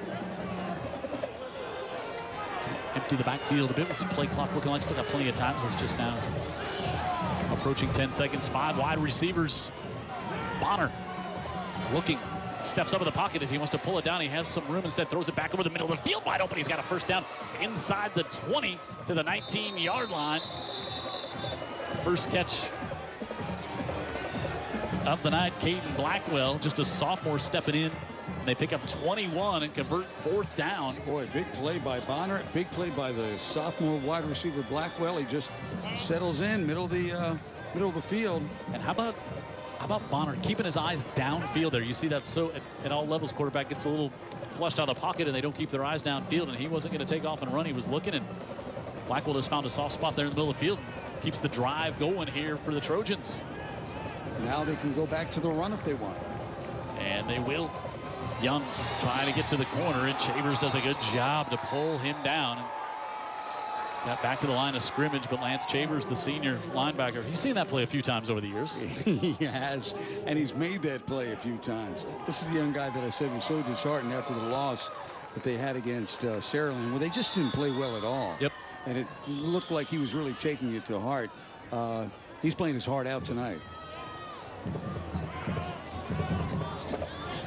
Loss of 1 on first down, 2nd and 11 here for Daphne. In this game, you've got a couple of coaches really, really deeply care for the kids they coach, too. Yeah, no question. Bottom of the screen in the slot, Christian Williams. And they'll look his way. Looking to heave it to the corner of the end zone. And he's got it for the touchdown. What a catch and what a throw.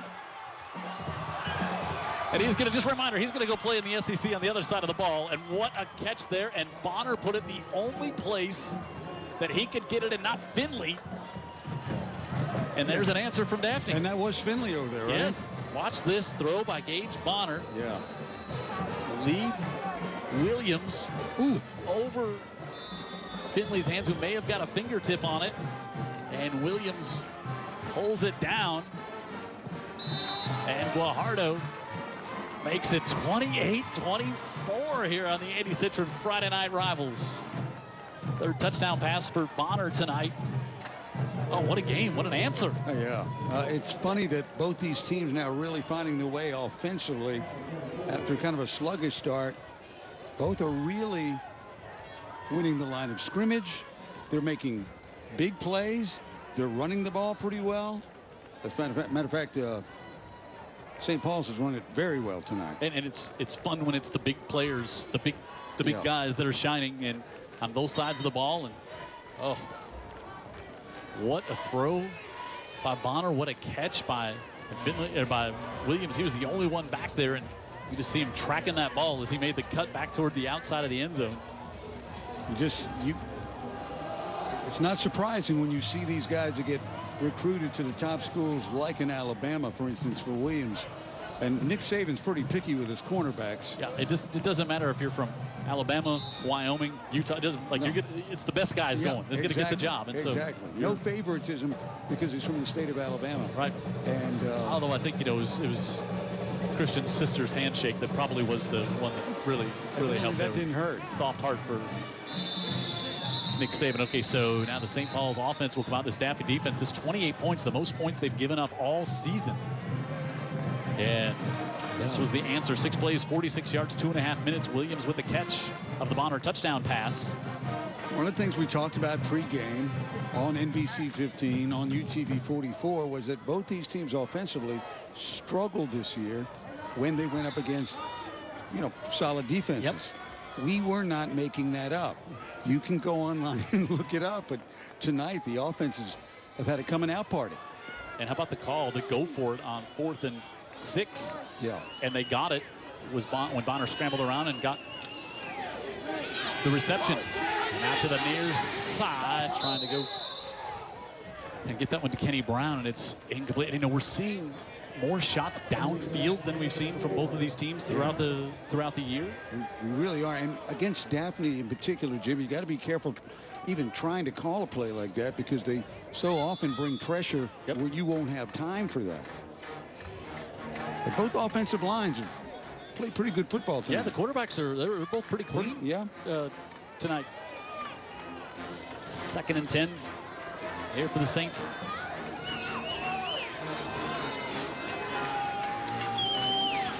Now scrambling.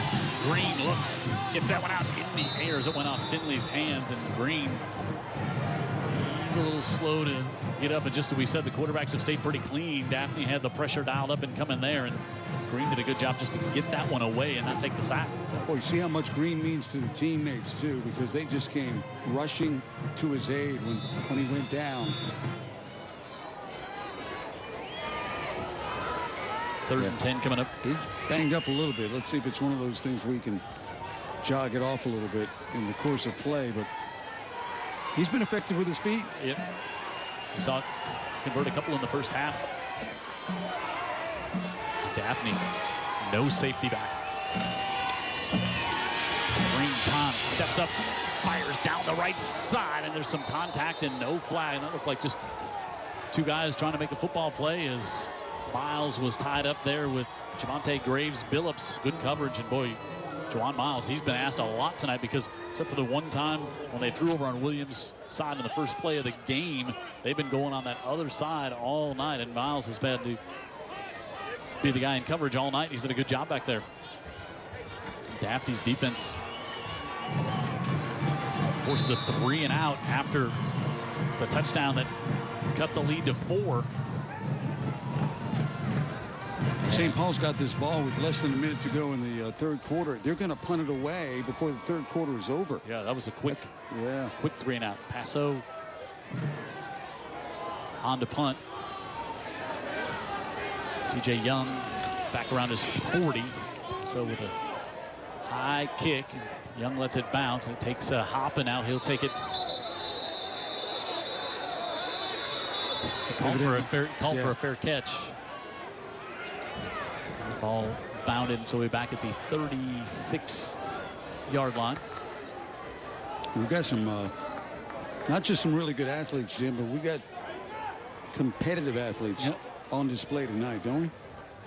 It's been a great game, and you know, we talked about.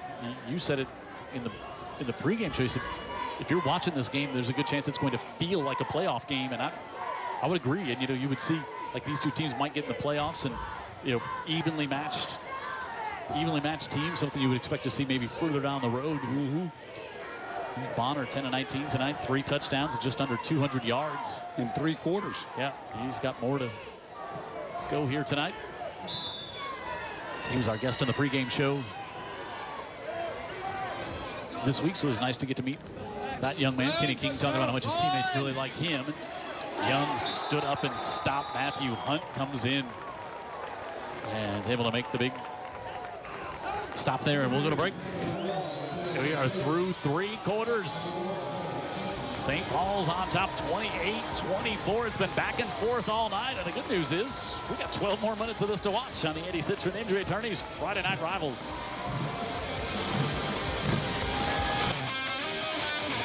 Here we go, 4th quarter. Andy Citron Injury Attorneys Friday Night Rivals. St. Paul's on top 28-24. Daphne with it. 2nd and 12. Jim Cox, Dan Brennan, Tara Reeves, Jared Kihas in the truck.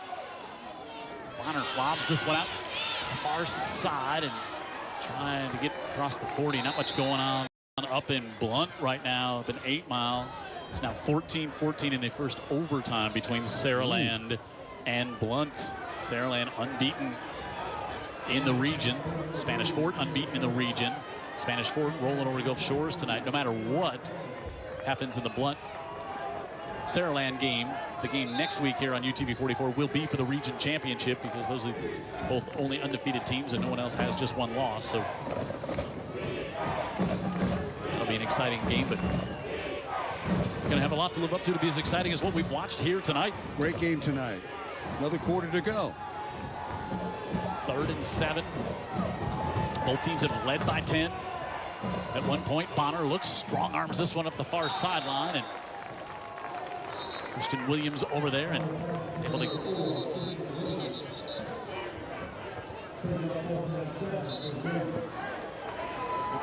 thought it went through Williams' hands.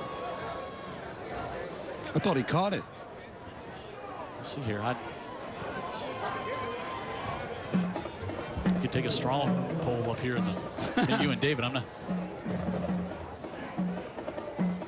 It's on the very far side of the field. The officials are talking, and that's why Jimbo's the referee, and he's going to tell us.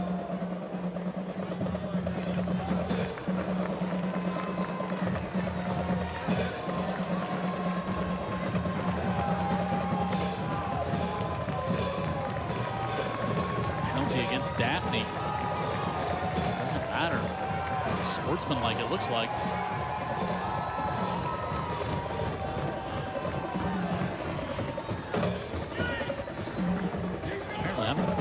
Missed a lot on that play. It's kind of my job not to miss those things. I missed a lot on that play. Yeah. So you thought he never caught the ball? I thought he came. I thought it went through his hands. Oh, it went through his hands. Okay, I missed that. I thought he came back, made the catch, and was able to get out of bounds. Red ball. Unsportsmanlike. On the offense. 4th down. Wow. So you don't convert, and now you back your punter up to the 10. And A.J. Finley's back there. Yeah. The Saints. You just put the cherry on top. Guajardo, Diego Guajardo with the, talked about him, he's got the huge leg.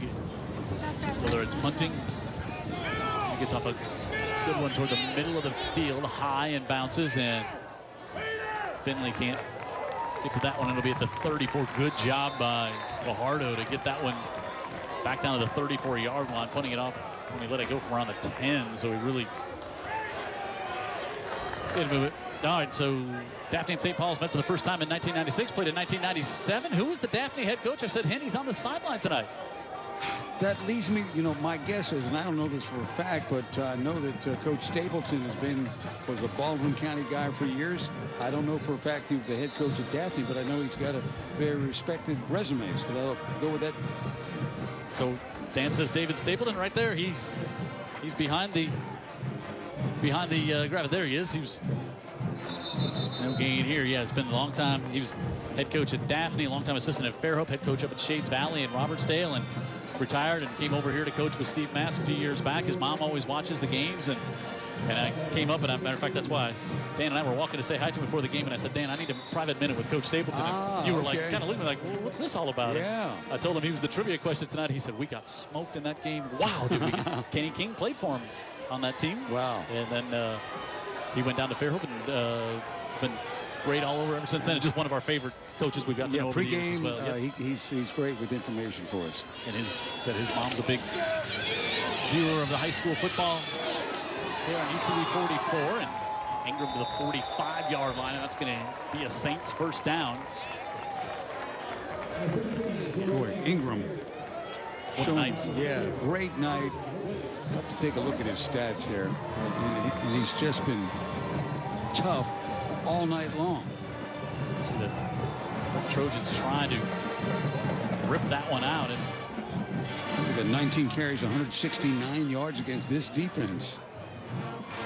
That's a great night's work. Went over the 1,000-yard mark early in this one tonight for the season, and first down here at the 45, and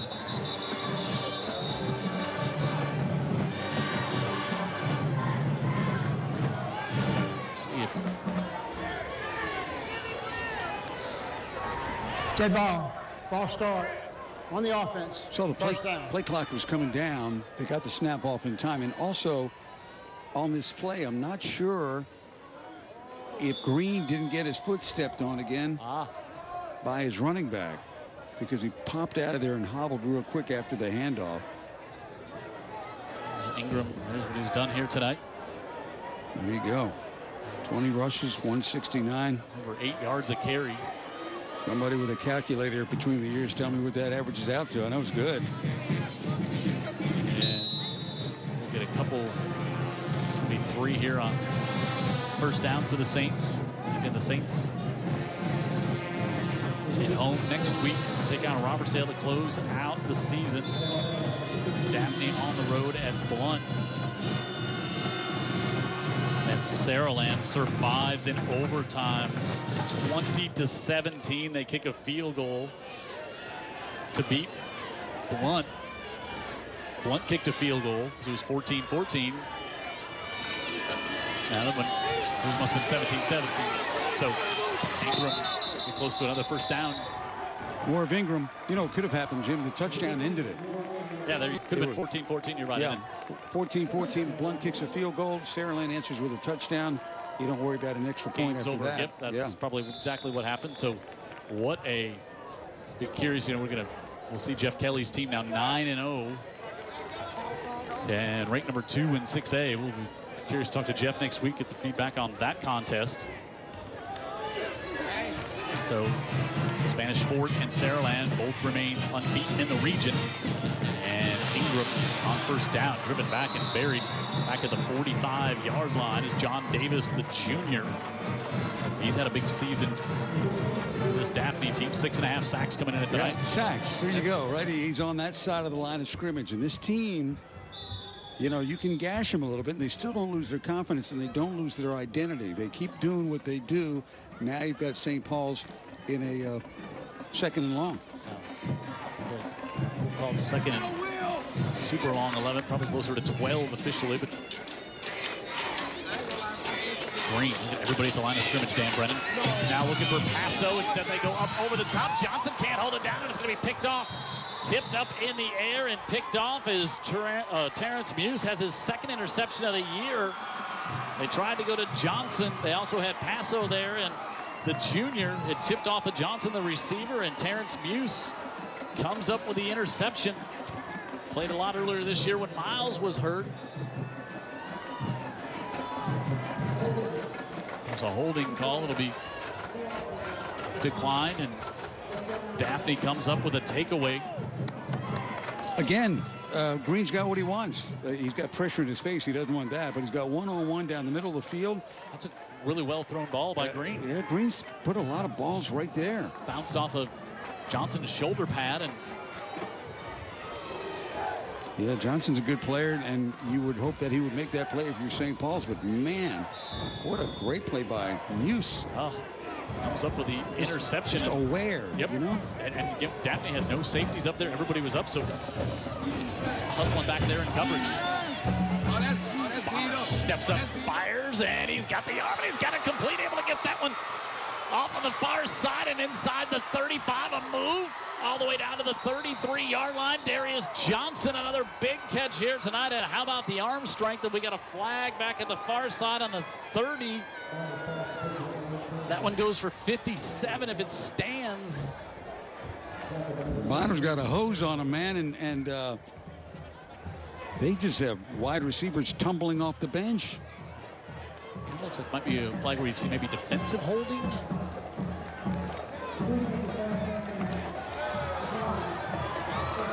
It's against the Saints and big play, and Johnson, the junior,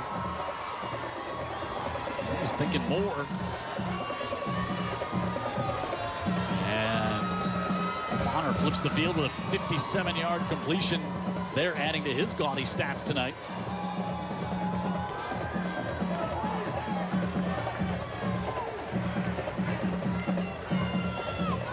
Now it looks like they'll go with a little wildcat with Christian Williams.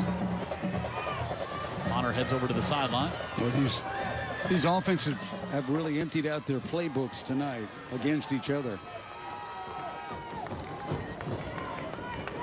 Williams, a little delay as he keeps that one. Christian Williams has been all over the field tonight. A nice gain on first down.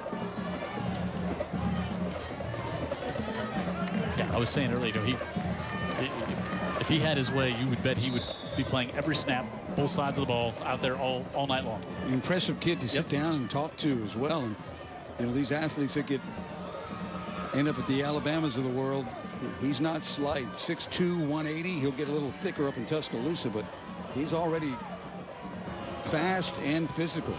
They'll keep my quarterback after the 6-yard gain on first, and Daphne's going to back themselves up 5. There was some movement on the left side of the line, it looked like, prior to the snap. You've got different quarterbacks in there barking at the signals, Jim, so you've got different cadences and some of the risk involved. Red ball, false start on the offense.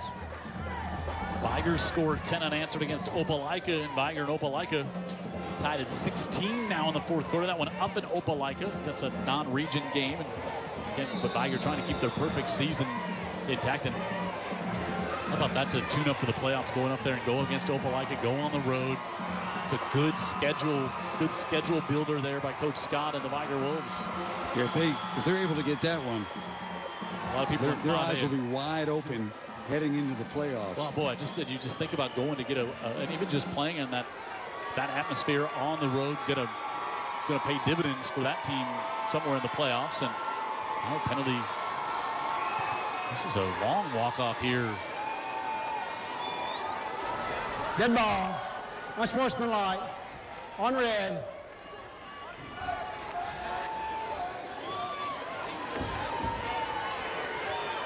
So this moves it all the way inside the 20 down to the 18-yard line. Well, the Saints now with some personnel, they're trying to, I don't know how many players they had 13 out there, and that will help the defense, but you usually can't get away with that. So now Coach King is out there. They haven't started the play clock yet. Hadn't been, you know, whistled back in yet. Right. Yeah, so Daphne now trying to regain the lead. They led by 10 in the first half. 28-24 is where we're at. Daphne 4-4 on the year, 3-3 in the region. Playing for their playoff lives here tonight. Bonner gives it on. Young right up the middle, and Young down near the 5-yard line. It's going to be 1st and goal, Trojans. Well, Young, wow. Double team blocking up front, and the hole is huge, and here comes Young, and he's a ball player. Now they go back to the Wildcat with Williams. Williams going to the right. He's got some blockers in front of him, and Williams down to about the 3. As we approach 5 minutes to go. In this one, Jim Cox, Dan Brennan, Tara Reeves on the sideline. Jared Kihas heading things up in the truck. Our entire UTV 44 crew, including David Sharp, our great statistician, sitting right here next to us in the booth. Vic Lockett not with us, but he'll be back next Friday night. They overload the right side again. Williams takes the snap, wants to go that way, and there's a flag. There was some movement before the snap. I thought I may have detected a little bit on the left side, Jim, for Daphne. What a game. Good ball. Ball start on the offense. Wow. Remain 2nd down. 7th penalty against Daphne tonight. Boy, 2nd and goal from the 4 now. 2nd and goal back at the 9. Takes a little of that, maybe a little of that Wildcat option out of there when he backed up this far now as they'll bring Bonner back. Bonner's he's been no slouch. Yeah, he's been great at quarterback tonight. Great game. You know, you could spread him out too and just hand it to Young. See what they do. Williams split to the top of the screen, and it's a big play here, and play clock was winding down, and Trojan's going to take a timeout. Big series here. It's been back and forth all night. 3-0 Daphne, then 7-3 St. Paul's, then 17-7. Daphne was on top, and we went back and forth, and 21 straight by the Saints, and Daphne answers back. Brooke Morgan, our scholastic athlete for the Saints, for the Daphne Trojans, excuse me, 4.48 GPA, 34 on the ACT, basketball and golf, and she's not just on the Student Government Association, she's the president of the Student Government Association, and congratulations to Brooke. Brooke, our scholastic athlete in St. Paul's. Anna Koulianos, and Anna, hope I got that right. I did not have a 4.1 GPA, so pronunciation would be a challenge. Yeah. So we forgive you. Basketball and soccer, Student Government Association. She's in the Spanish club. And also 145 volunteer service hours. And Tara talked about that earlier, how important that is at St. Paul's. It's got to do with Leslie Lerner and that program. Yep, so Anna, our senior scholastic athlete, congratulations. And 2nd and goal from the 9. Now they split Christian Williams out to the very bottom of your screen, one-on-one against Finley. Bonner looking to set it up far side, throws, picked off on the far side. Yates Grahan And Graham comes up with the INT, his 4th of the year. The senior, who's a 3-year starter. David Stapleton on that side of the ball loves him. Yeah, the answer to our trivia question has been telling us about this kid all year. He's been solid in the games we've done, but man, did he make a big play there, and he shows what a good athlete he is, making the interception, staying in bounds, turning it up quickly. They got pressure on Bonner. That helped. Watch Green right here. Wow, look at the play. He's able to stay in bounds and quickly accelerate, where St. Paul's has got decent field position. Mills Hensley with the pressure on Bonner. What a play. Oh, and he said not just Coach Stapleton talked about it, Coach Mask has talked about it. He said, he's the one who usually have a linebacker who sets the defense, gets the play call in. We listen to Jimbo here is 5-yard penalty on Daphne before the snap. You usually have a linebacker take the signals, call the play. Yates Graham, he does it, does everything back there. He's really the leader on that defense, and he wants to go play somewhere big in college. And both Steve Mask and David Stapleton have said there's going to be a whole lot of colleges that look back and say, wow, why didn't we offer? Get he's 6'2", 180 pounds. And so again, another kid who could put some more on the frame, and big rangy guy, so you see how well he moves there, but comes up with a pick. Well, I think what they love about Grant is he's just a really good football player, not just athlete. Yep. We have a little flash of his athleticism right there, but the things they talked about him had everything to do with just the way his head was always a couple of steps ahead. Saints 1st and 5, and Daphne with everybody at the line of scrimmage. And Jordan Ingram turns the corner, and Ingram across the 50. Shoved out of bounds. Christian Williams meets Jordan Ingram on the sideline. Pickup of 24. And Ingram shoved out of bounds right at the sideline. What a game he's having. Maybe approaching 200 yards now. Real close.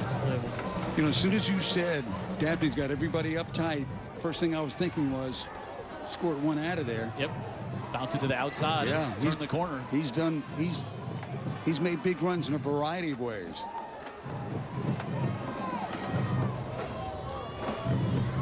Jay Green. Good penetration. That time. And Green's stats may not shout it out, but he's had a really solid game. Yep. And a lot of that was running in the first half. And now, and I know, looking at the scoreboard and looking at the time, Steve Mask would love for this game to end with Ingram carrying it until everybody gets to go home. Daphne used their timeout on that last drive. They used their first timeout on that drive. They're completely at the line of scrimmage again. Green to Ingram. Wow. And Ingram, again, great penetration on the far side by Daphne. But Davis was the first one over there, and and he's played well up top. And now I think Daphne's probably going to take their second timeout to stop the clock here. And the clock is still running, so they'll probably maybe put a few more seconds back on it. It's going to bring up 3rd down and long here. So they've got an identity like the Baltimore Ravens. They're just going to bring more than you can block, and lots of times that's what happens right there. They get you behind the line of scrimmage. Now they can end up in a bad situation. We've seen that too, but I like the fact that Daphne has an identity, and that's who they are. So there you look at what St. Paul's has done here since they started the year with that being shut out by UMS Wright, which kind of raised a lot of eyebrows. But then you've seen what UMS has done down the road in 4A this year, and Terry Curtis might just have the best team he's ever had at UMS, unbeaten, coming off a state championship. When I was on that campus today, I happened to run into Jay Koziol, who's defensive coordinator for UMS right now, doing a great job. You see the Saints ran off 4 in a row, then they dropped 2 in a row. Spanish Fort and Saraland, but they had that big road win. And from a region standpoint, you circle that win at Blunt. That was a huge win for their playoff hopes right there. And now they got this one tonight, and then they close out with Robertsdale. So they hold a tiebreaker advantage over Blunt if it came to that. And next week you can see what we're going to have Number 2 on the road to take on number 3, Spanish Fort and Saraland in 6A for the Region 1 championship. And it's going to be right here on the Andy Citron Injury Attorneys Friday night rivals. Don't park at Walmart early. I would just... That's where you'll see me. 3rd and 11. Green wants to keep it, and now he slides. Look at how smart is that young man. Slides down, so he stays in bounds. He was not going to get the first down. And now Daphne with 1 timeout left, and 4th and 10 coming up. Daphne going to save their 1 timeout, but they play clock now at 20. So the Saints, I think Steve Mask, he may just let it run all the way down and take his timeout. Or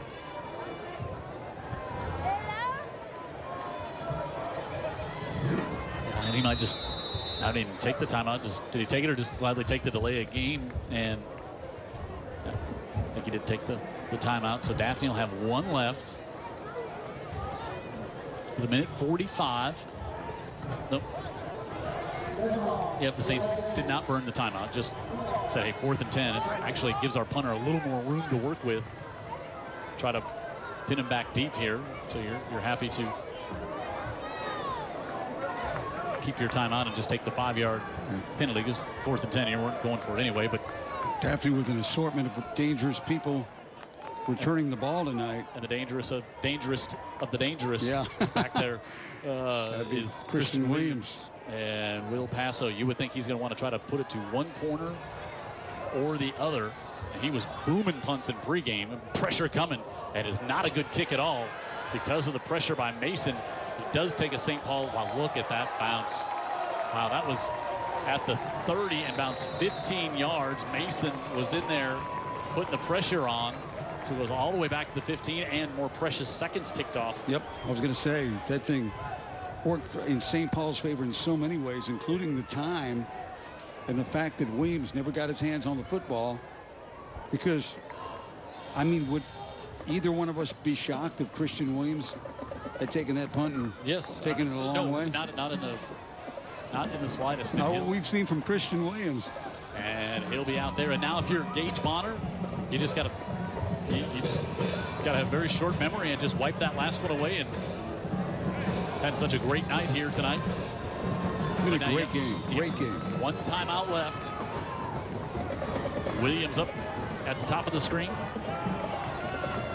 They sneak Young out to the bottom of the screen. Bonner looking.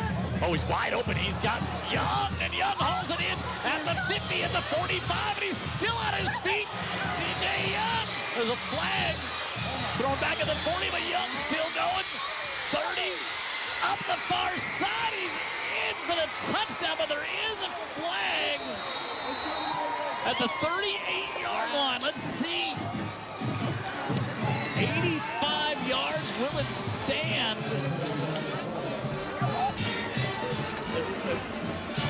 Does it? It's going to be a spot. Now it's going to come back. Holding against Daphne. The corner had no safety help, Jim. It was one quick move. Corner bites. We've seen what Young can do. Like you said, he ran right by him. 2 flags. 1 flag back at the 9-yard line. I didn't even see that one. That's the killer, because you saw the one at the 38. You say, okay, that's going to be a spot foul. Double foul.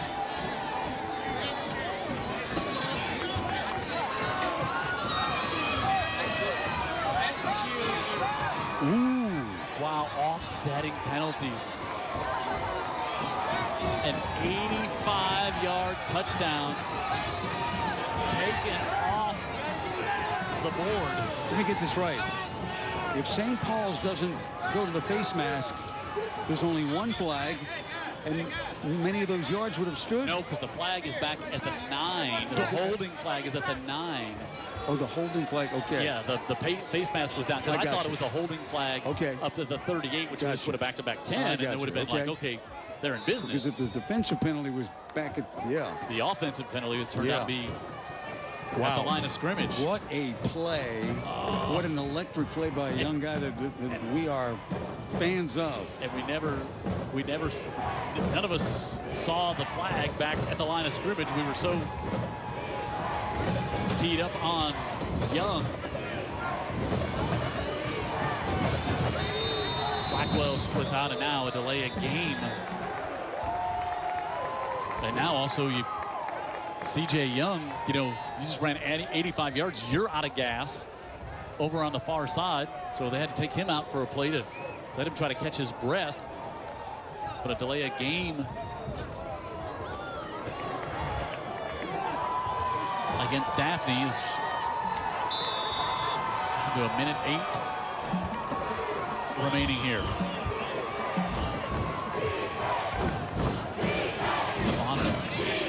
Blackwell out to line up. Javer's showing blitz, and they're coming. Bonner steps up in the pocket. He's hit, tried to get it off, and he did. Incomplete. Great job by Bonner to get that one off and not take the sack, because that would have forced Daphne to use their last time out.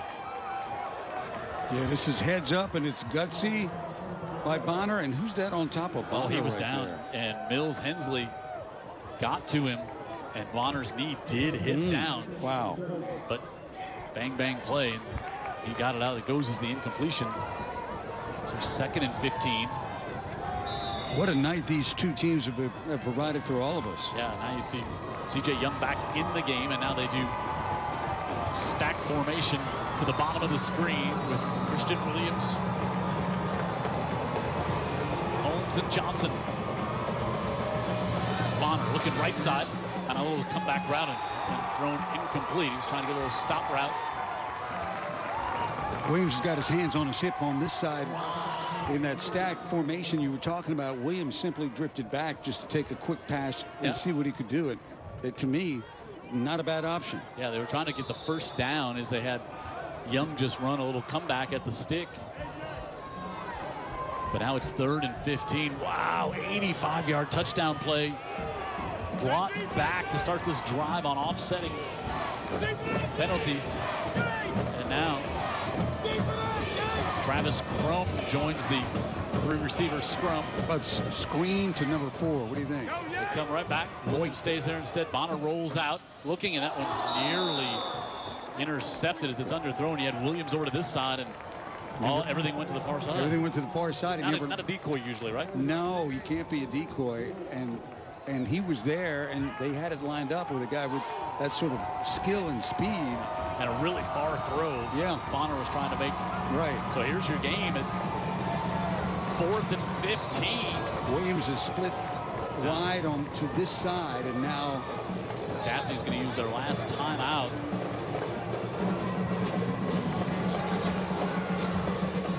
Unless the Saint, let's see here. Jimbo, tell us who took the timeout. It was Daphne. That's their last timeout with 48 seconds left. This has been spectacular football game here tonight on UTV 44. 4th and 15. Okay, you got a Holmes or Young or Williams. You got to figure they got, but of course they want to get the ball in the hand. St. Paul's knows where those two are as well as our MRC Raise the Roof fan cam. But on the last 2 snaps, Jim, he had an opportunity to come this way to Williams, who simply in that stack formation drifted back, and the other receivers were going to act as blockers. But he never looked that way, trying to get the first down. They, that'd be pure speculation, but considering the talent, maybe they had a big play right over here. And now he's going to be the lone receiver down to the bottom of the screen. The ball's on the far hash.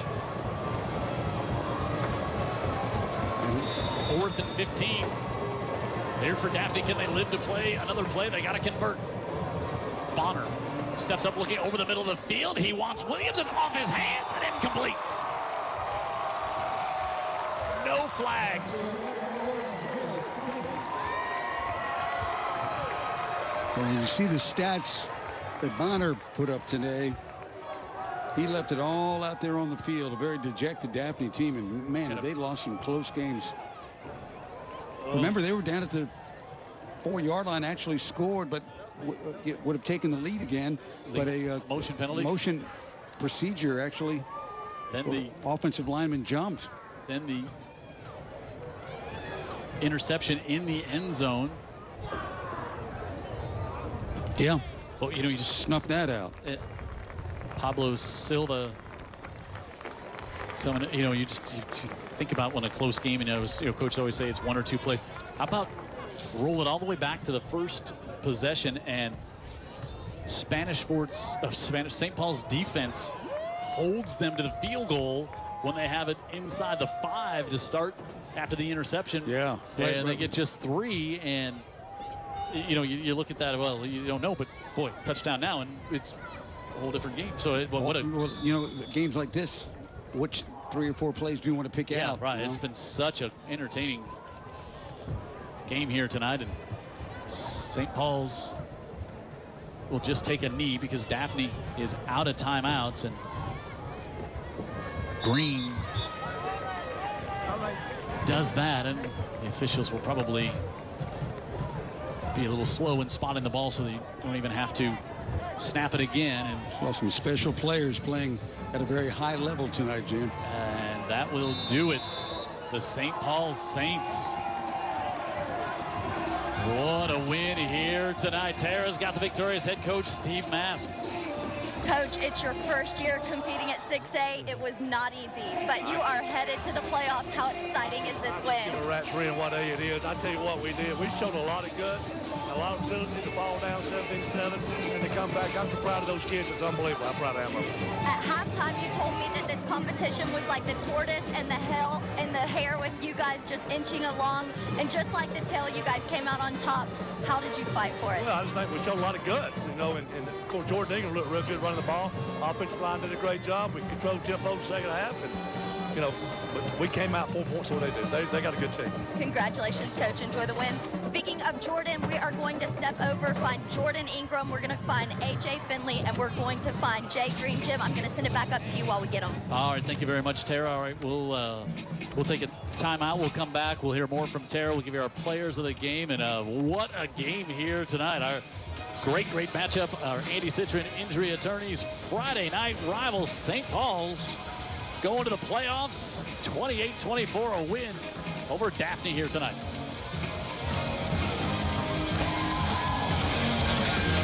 South Alabama loves. There you see the final score, and we were just talking up here in the booth. What a game, one of the best ones we've seen in years here on UTV 44. Let's hear more about it from victorious Saints. Tara's down on the field. Tara. Jay, you were clicking on all cylinders tonight against a tough Daphne Trojans team. What allowed you to be successful? You know, I think this team's really come together over the past week, and this week of practice has been great. I want to give all the glory to my Lord and Savior, Jesus Christ. Without him, none of this would have been possible. And I'm just so proud of this team right now. I couldn't be more excited. Congratulations. Jordan, tonight you passed the 1,000 rushing yards mark. What does it mean to accomplish something like that in your high school career? Well, I worked very hard for it, so I think I really deserve it, and I ran my butt off today, so yeah. Congratulations, Jordan. And AJ, you guys have faced a lot of adversity this year competing in a new classification, but you guys are overcomers. How have you been able to be so victorious? This team came in this year with a mindset of overcoming adversity, so we come out every night fighting. Thank you, AJ.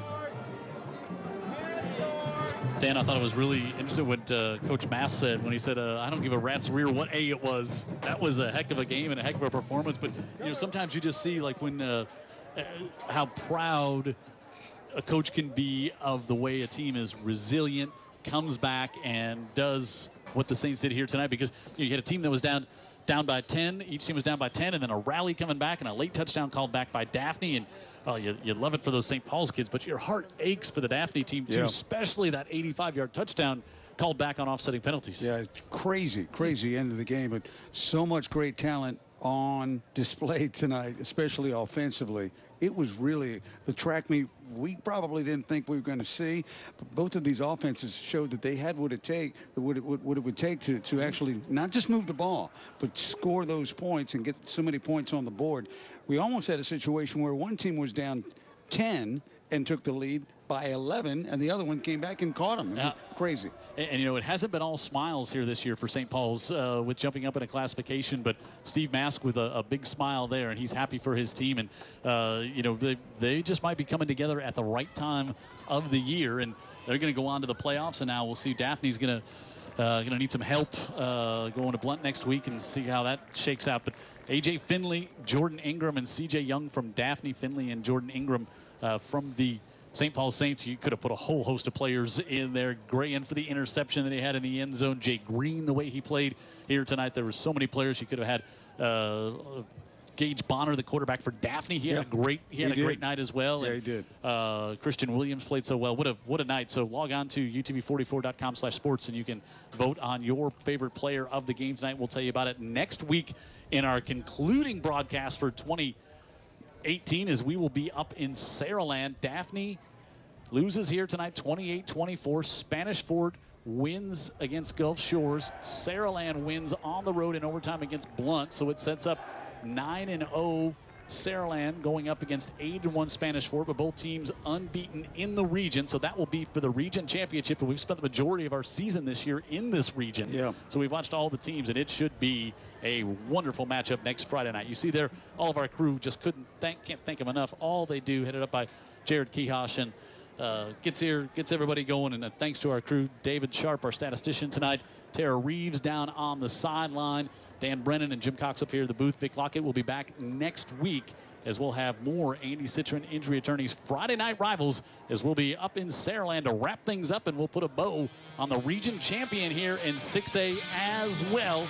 Jordan Ingram goes over the 1,000-yard mark. Then he went over the 1,100-yard mark tonight. 3 touchdowns on the night. Gage Bonner, 3 touchdown passes. Christian Williams with a catch there, but this was the one that sealed it off. Grayen with the pick, and St. Paul's gets the victory here tonight. They're going to the playoffs. See you next Friday.